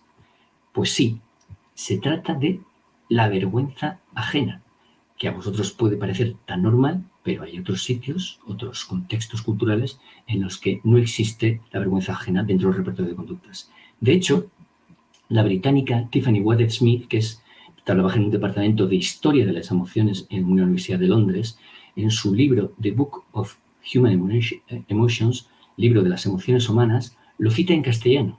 Es decir, es un libro en inglés, pero cuando se refiere a la vergüenza ajena, lo tiene que poner en castellano y en cursiva. ¿Por qué? Porque en inglés no hay a no ser de que lo traduzcas literalmente, pero no lo entiende nadie en inglés, no hay un concepto para expresar esa sensación muy cercana a la empatía, pero sientes vergüenza por una situación de la que no eres protagonista. Es decir, se proyecta el miedo al ridículo, pero no eres tú quien está haciendo el ridículo. Claro, esto es muy complejo, aunque para nosotros es una respuesta normal, es una respuesta emocional compleja que ni tan siquiera forma parte del repertorio cultural, por ejemplo, de la cultura, de la sociedad anglosajona. Un norteamericano no siente vergüenza ajena y quizás por eso ahora se entienda mejor algunas cosas de la sociedad norteamericana. Bien, y ya voy a terminar con esto, no sin antes hacerles una confesión. He pretendido ser lo más breve y entretenido posible, pero debo hacer una confesión. Y es que yo sí he salido de mi zona de confort. Porque, como ustedes han podido apreciar, yo he transitado entre hablar de la zona de confort, que era el título de la charla, a hablar de la psicología cultural de las emociones. Es decir, he salido un poco de mi zona de confort. Y sea como fuere, porque de psicología de las emociones sé menos que de hablar de la zona de confort, que es de lo que sé. Entonces he salido no hablando. Pero aún así, de todo esto, aún así, no tengo ni idea comparado con lo que sé de los Beatles. Y de los Beatles no he dicho nada. He salido, salvo al principio, he salido totalmente fuera de mi zona de confort. Así que muy agradecido, humildemente, por la atención que me hayan podido prestar y espero que les haya interesado. Gracias. Muchas gracias, César. Ahora que has vuelto apaciblemente a tu zona de confort, imagino que cogerás esa guitarra verde que tenías en la mano y te tocarás un tema. Ahí está, sí. Sí, esa guitarra no es la mía, es la mía. Tenemos, en cada habitación de la casa tenemos varias guitarras. Es una locura de guitarras. Nunca se sabe cuándo vas a necesitar una. Efectivamente, y nunca está de más una cancioncita, ¿no? Que nos puede ayudar también a salir de nuestra zona de confort de vez en cuando. Así es.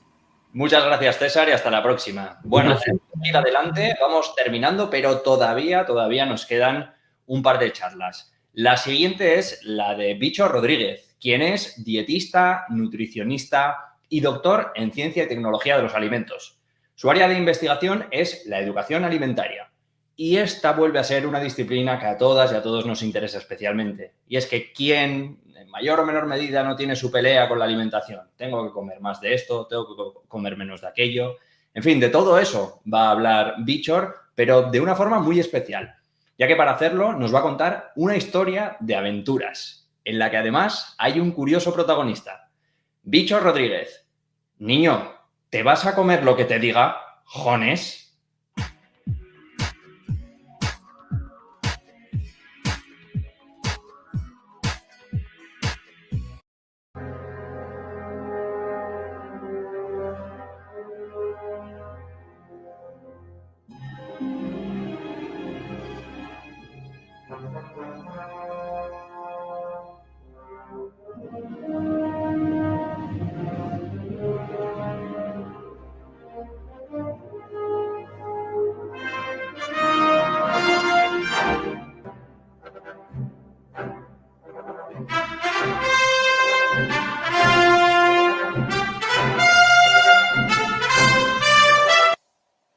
Hola a todos y todas y bienvenidos a la Noche Europea de los Investigadores y las Investigadoras.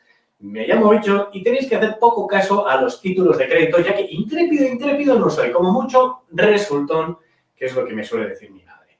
Y bueno, voy a deshacerme de esta pequeña navaja, ya he terminado de cortar el jamón, y os tengo que decir que sí, estoy bastante cansado de estudiar historia antigua de la alimentación, los hábitos alimentarios de antiguas civilizaciones, las pirámides alimentarias, prácticamente cada año una nueva. Y además, cansadísimo de correr por todos lados, de ser perseguido, de que me tiren cosas, de ir sudado y hecho un asco, que, a ver... Soy científico.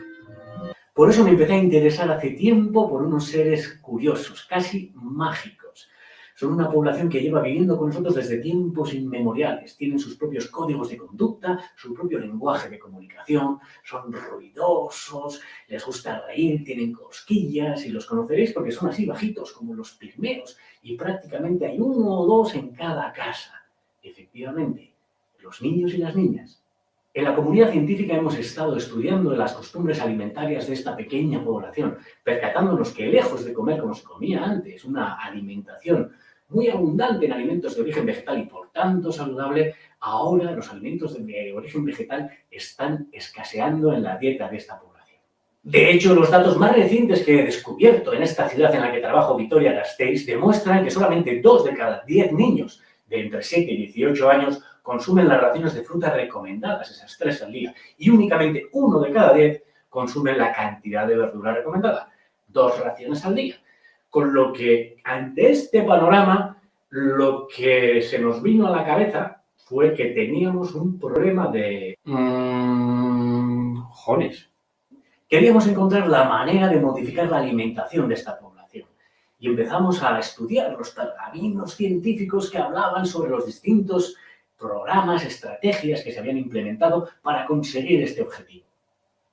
Y habida cuenta de los resultados que hemos tenido durante las últimas décadas, lo cierto es que nos sentíamos un poco desesperanzados. De hecho, yo me preguntaba si es posible modificar los hábitos de la población. Espera, que se capacita en el látigo. ¡Ay! Y un golpe de azar, escudriñando papers, pergaminos de especialistas en alimentación y salud, me llevó a encontrar unos ciertos escritos de otros gurús, de otros chamanes, de los chamanes del marketing alimentario, que hablaban que es posible modificar la alimentación de la población en muy poco tiempo. Concretamente, conseguían aumentar la ingesta de fast food un 50% en únicamente 5 años. Increíble. Por lo tanto, encontré la respuesta a si es o no posible modificar los hábitos alimentarios de la población. Se puede. Y vaya, 50% en 5 años. Quise saber más y profundicé en cómo es posible que la industria alimentaria se pueda jactar de que consigue aumentar el consumo de fast food un 50% en 5 años. Y detrás encontré que son muy hábiles en manejar una serie de teorías científicas que se llaman teorías del comportamiento alimentario. Unas teorías que habían sido utilizadas ampliamente en el campo de la psicología y que permitían explicar, predecir e incluso cambiar el comportamiento humano, entre ellos el de elegir o no un alimento. Entre estas teorías científicas del comportamiento humano que servían para explicar, predecir o incluso modificar el comportamiento de las personas, incluido el colectivo infantil, nos encontramos con la teoría del comportamiento planificado, propuesta por un psicólogo llamado Affen a finales de la década de los 80. Según esta teoría, que las personas elijamos comer o no comer un alimento va a depender de 3 variables. La primera es la actitud que se tenga hacia esa acción, la segunda son las normas subjetivas o lo que hagan los demás, y la tercera es el control percibido o la autonomía para esa acción. La primera variable que va a influir en si elegimos o no elegimos un alimento es la actitud que tengamos hacia su consumo. Y esta actitud hacia el consumo de un alimento va a venir a su vez determinada por 3 variables: las creencias, los conocimientos o las experiencias de las consecuencias de consumir ese alimento. Es extremadamente importante el equilibrio entre las creencias, conocimientos y experiencias positivas o negativas de consumir un alimento para que tengamos o no una actitud positiva hacia su consumo. Y esto es muy sencillo de entender. Yo, por ejemplo, puedo creer que un alimento es muy bueno para mí y, por tanto, tener una actitud positiva para su consumo. Incluso puedo tener conocimientos certeros de lo bueno que puede ser un alimento para mí y, por tanto, tener una actitud positiva para su consumo. Pero la experiencia que puedo tener es muy determinante porque, por ejemplo, a mí me habían hablado muchas bondades de determinado alimento, yo las creía, incluso me aportaron datos sobre las bondades del consumo de ese alimento, con lo que yo ya tenía conocimiento sobre las bondades para mi salud de ese alimento, pero la experiencia que viví cuando me lo presentaron, pues hizo que yo tuviera una actitud negativa hacia su consumo. Es que leches, eran sesos de mono.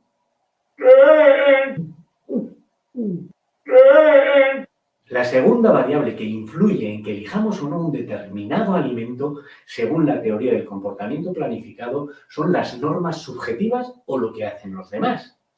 Las normas subjetivas o lo que los demás hacen o piensan influye en lo que comamos nosotros. En el caso concreto de la comida rápida o el fast food, el hecho de que la mayoría de la gente lo haga, sea habitual y esté normalizado, hace que muchos otros no se planteen el que no debieran consumir ese tipo de comida.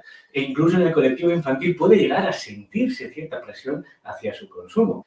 ¿O es que no os habéis dado cuenta que muchos niños y niñas de hoy en día quieren celebrar su cumpleaños en hamburgueserías porque todos sus amiguitos y amiguitas lo hacen? Con lo que al final lo que hacen los demás también influye en lo que hacemos nosotros. Y de acuerdo a esta teoría de los gurús del marketing, la tercera variable después de una actitud, las normas subjetivas o lo que hagan los demás, que va a influir en que decidamos comer o no comer un alimento, se llama control percibido. Y no es otra cosa que la autonomía. Este control percibido o autonomía viene determinada por la disponibilidad y la accesibilidad de los alimentos.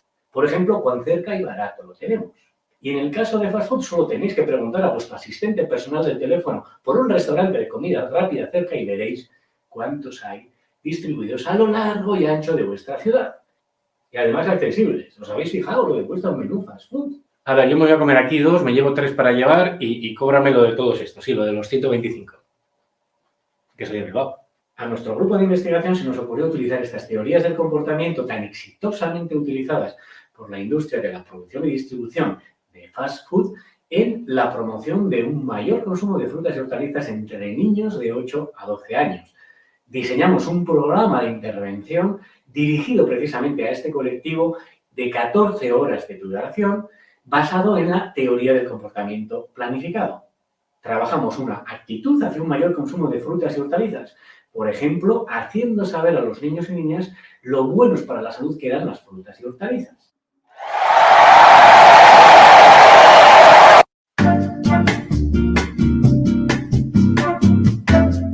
Pero por supuesto, y este es el punto diferencial de nuestro programa, no nos quedamos en solamente informar lo buenas que son para la salud las frutas y las hortalizas, sino que también trabajamos las normas subjetivas y el control percibido. En el caso concreto de las normas subjetivas o la presión que pueden sentir los niños y niñas del entorno hacia el consumo de frutas y hortalizas, utilizamos una herramienta que se llama el frutómetro, que es una herramienta sencilla que consistía en registrar la ingesta de frutas y hortalizas de todos los niños de una determinada clase, de manera que iban apuntando la fruta y verdura que consumían cada día con la idea de sacar una media y ver la evolución de ingesta de frutas y hortalizas a lo largo de los meses de intervención. Pero, mientras iban anotando esa ingesta de frutas y hortalizas, cuyo objetivo solamente era sacar una media, no podían evitar los niños y las niñas fijarse en quién consumía más y quién consumía menos. Y sentirse presionados aquellos que consumían menos frutas y hortalizas por aquellos que consumían más frutas y hortalizas. Y, por supuesto, en este programa también trabajamos la tercera variable de la teoría del comportamiento planificado, el control percibido o una mayor autonomía hacia el consumo de frutas y hortalizas, haciendo que los niños y niñas que intervinieron en el programa participaran en la elección y compra de las frutas y hortalizas en familia, haciendo que también participaran en las distintas elaboraciones que se hacían de frutas y hortalizas en casa, e incluso haciéndoles saber que con un poco de tierra y el compromiso necesario de cuidar ciertas plantas, podían tener sus propias tomateras en casa o unas plantitas de fresa. Gracias al programa de intervención basado en la teoría del comportamiento planificado, conseguimos aumentar la ingesta de fruta y hortaliza de los niños participantes en media ración cada día con tan solo 14 horas de trabajo. Es decir, 14 horas de trabajo con un buen diseño de base, en este caso teorías del comportamiento, consiguen modificar la alimentación de la población en el sentido saludable. ¡Lo hicimos! ¡Lo hicimos! ¡Sí! ¡Lo hicimos! Y ahora nuestro camino es, por supuesto, mejorar este programa de intervención de 14 horas puliendo algunos pequeños detalles. Pero allá donde haya que modificar hábitos alimentarios de población infantil, me voy a presentar y decir, niño, te vas a comer lo que te diga. Joder.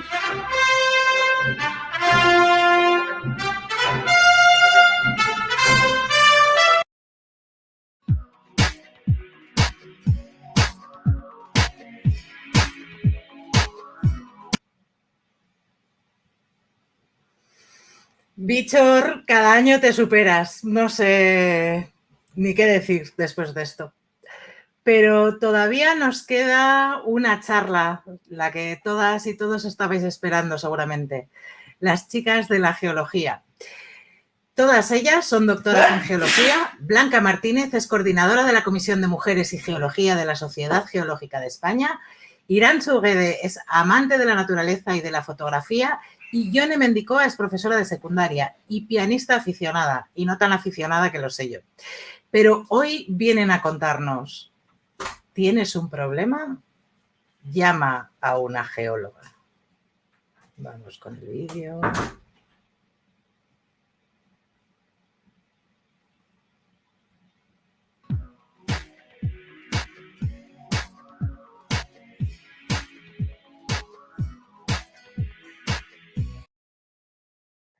Muy buenas y bienvenidos a nuestro show, aunque esta vez no vamos a dar el cante, ¿eh? ¿Os habéis fijado que la geología ha llegado a formar parte de nuestra vida diaria a través de frases hechas generalmente con connotaciones negativas?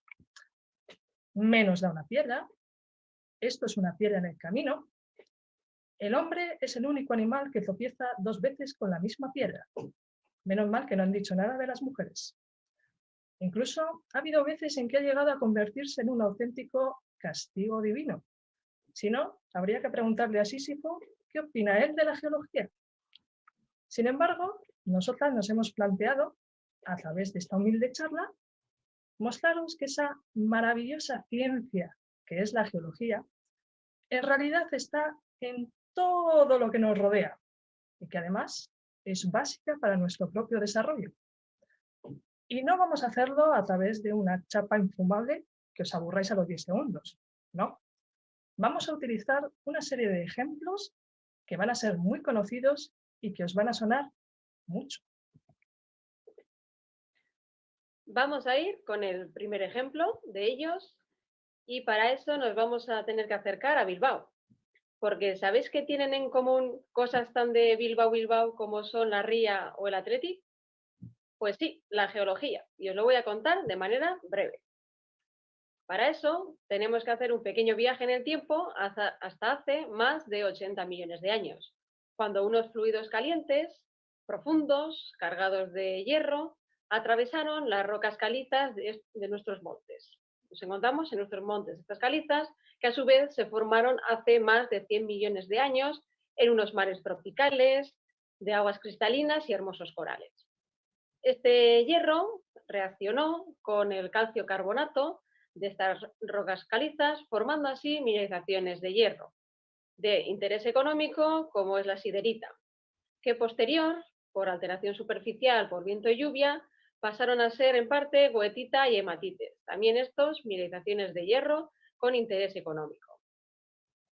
Hace ya más de un siglo vinieron a buscar estas mineralizaciones de hierro las compañías inglesas, que consigo trajeron su deporte favorito, que aquí también gustó mucho.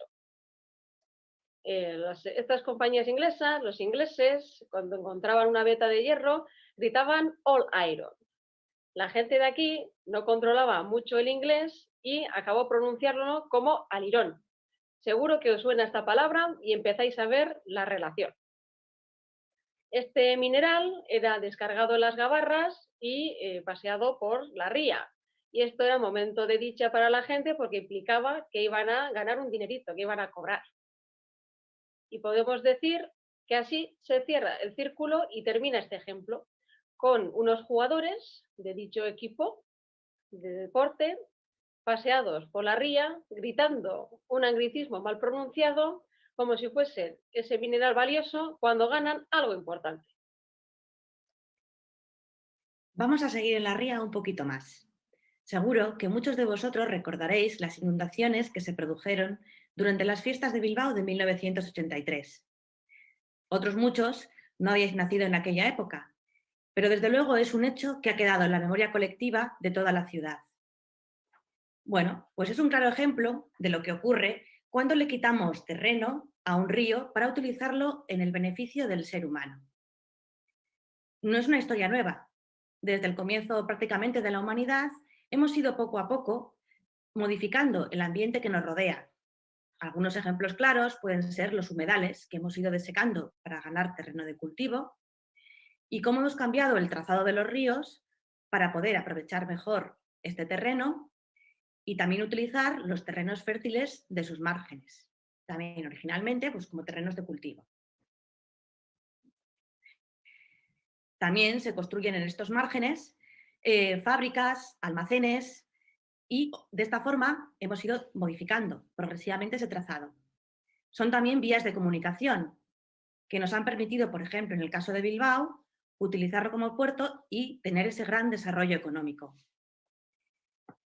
Además, al ser humano nos resulta muy cómodo vivir cerca de estos ríos. Y gracias a eso, pues tenemos una receta perfecta para conseguir catástrofes como la de 1983. La naturaleza, en este caso cualquier corriente de agua, nuestra ría, siempre va a recorrer el camino más sencillo y más eficiente. Por ello, cuando se producen grandes inundaciones, grandes lluvias que descargan mucha agua en poco tiempo, dan como resultado inundaciones. El río va a recuperar ese terreno que ya había utilizado en épocas pasadas. Este recibe el nombre de llanura inundación y creo que ese nombre nos puede dar un poco una pista de qué es lo que puede ocurrir cada cierto tiempo en ese terreno. Vale. Es un terreno que nos viene bien. De hecho, las inundaciones nos generan también que el terreno cerca de los ríos sea más fértil que otras zonas, otros suelos, en los que no se puede plantar tan bien, ya que van depositando un barrillo que contribuye a esa fertilidad de la tierra. Bueno, nosotros podemos realizar estudios geológicos del terreno con los que podemos estimar el riesgo de que se produzca un evento natural cada cierto tiempo. Hemos hablado de inundaciones, pero seguro que también os suenan los deslizamientos en las laderas de nuestros montes, desprendimientos en acantilados, ¿vale? Y estos pueden afectar, en cierto modo, a la actividad humana, a las personas, los edificios o las vías de comunicación. Con estos estudios, nosotros podremos decidir de forma consciente qué construir y dónde construirlo. Y en el caso de que ya hayamos construido en esa zona, tomar las medidas preventivas adecuadas para evitar esta catástrofe. En el caso de que nosotros no podamos dejar de construir en esa zona porque ya está urbanizada, podemos realizar mapas de peligrosidad, como los que podéis ver en las imágenes, y con unos sencillos colores saber qué riesgo tenemos de que un determinado evento ocurra. Hablando de riesgo, cada evento, si os fijáis, se repite cada un cierto periodo de tiempo. Es lo que nosotros llamamos el periodo de retorno. Un ejemplo lo podemos encontrar en nuestra ría de Bilbao. Todos los años tenemos pequeñas inundaciones en algunas zonas, como por ejemplo la curva de Lorrieta. Son inundaciones que podemos prever con cierta antelación y evitar los desperfectos dando un aviso, por ejemplo, para que se retiren los coches. En el caso de las inundaciones del 83 es un evento de gran magnitud cuyo periodo de retorno se produce a lo largo de más años, 25, 50 o 100 años. Vale, una vez evaluados estos riesgos, y en el caso de que ya estemos en zonas urbanizadas, también podemos tomar medidas que nos ayuden a mitigar el impacto cuando se produzca el evento. Entre ellas tenemos unos buenos sistemas de alerta y también elementos que permitan frenar la velocidad a la que circula el agua. Aunque una buena previsión siempre nos va a ayudar a ahorrarnos disgustos en el futuro. Pues yo ahora os voy a hablar de un par de palabras clave que seguro que os suenan mucho y que a veces incluso han llegado a ser bastante polémicas. Cambio climático. Sí, os voy a hablar de ese evento puramente natural y que lleva sucediéndose en nuestro planeta desde hace unos 4.000 millones de años. O sea, que no es algo precisamente nuevo, sino que nos lleva acompañando desde toda nuestra historia geológica y que se produce por causas extraterrestres.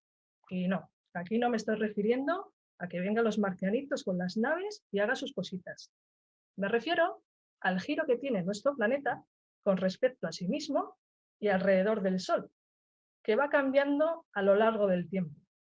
Y también a causas intraterrestres, es decir, internas o propias de nuestro planeta, como pueden ser la disposición de los continentes, la circulación oceánica, la actividad biológica o incluso el vulcanismo. Ese también afecta al cambio climático. Además, se caracteriza porque presenta una alternancia periódica de climas cálidos y climas fríos en periodos de tiempo o escalas temporales de miles de años. Esto es sobre todo muy evidente en el último periodo de la historia de la Tierra, el Cuaternario, en el que vivimos actualmente. En él, las geólogas hemos identificado una alternancia de momentos más fríos, que llamamos épocas glaciales, y momentos más cálidos, que llamamos épocas interglaciales. Lo que sí es evidente es que aproximadamente en los últimos 2 siglos, los seres humanos hemos sido capaces de alterar esta ciclicidad climática natural y lo hemos hecho a escala humana. Es decir, durante periodos de tiempo tan cortos que no nos va a dar tiempo a adaptarnos a ellos y podríamos incluso llegar a producir la extinción de nuestra propia especie. Pero, tranquilos, para eso estamos las geólogas. Y es que con nuestras investigaciones hemos sido capaces de identificar cómo se ha producido esa alteración de la ciclicidad climática natural. Podemos plantear proyectos para minimizar nuestro efecto lo máximo posible y además somos capaces de saber cómo se van a comportar los ecosistemas o los medios ambientes que nos rodean en nuestro futuro más cercano. Y todo eso lo sabemos estudiando los registros del pasado, reconstruyendo la historia desde atrás hacia el presente, porque realmente esa manera de trabajar es la única que nos va a decir lo que nos puede suceder el día de mañana.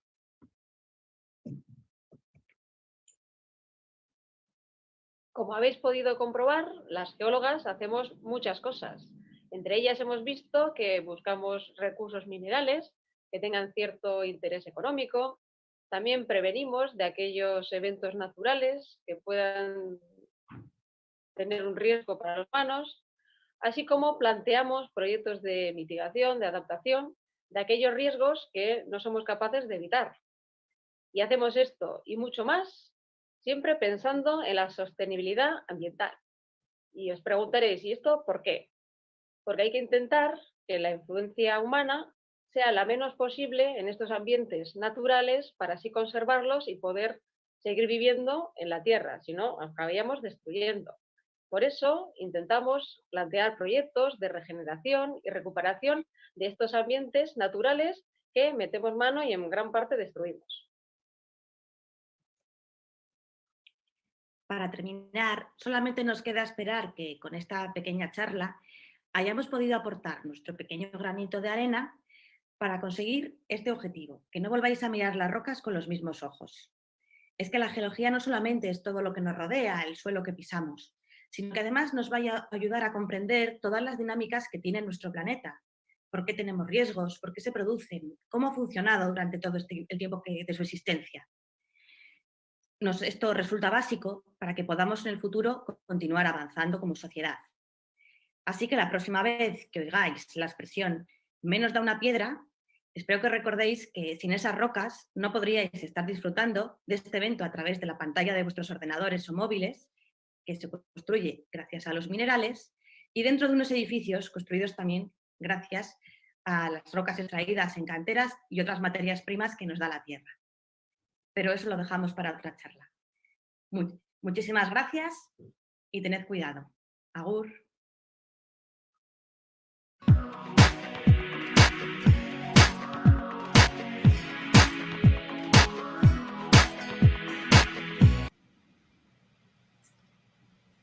Oh, ahora sí que es verdad que ya hemos terminado con las charlas. Qué rápido se ha pasado. Y eso que son las 12 menos cuarto, o sea que llevamos ya un buen rato delante de las pantallas. Desde aquí queremos agradecer a las investigadoras e investigadores por su implicación en este evento, por las charlas con las que nos han regalado, por su difusión de conocimiento, y a vosotras y vosotros desde casa, qué decir, que nos habéis dado todo vuestro calor, habéis estado desde el primer momento acompañándonos y, bueno, pues daros las gracias y desearos un buen fin de semana. Quiero presentaros a mi compañero esta noche, Xavier del Campo. Yo soy Cristina Juesas y hemos estado encantados de estar con vosotros. Urrengo urterarte. Agur, urrengo urterarte.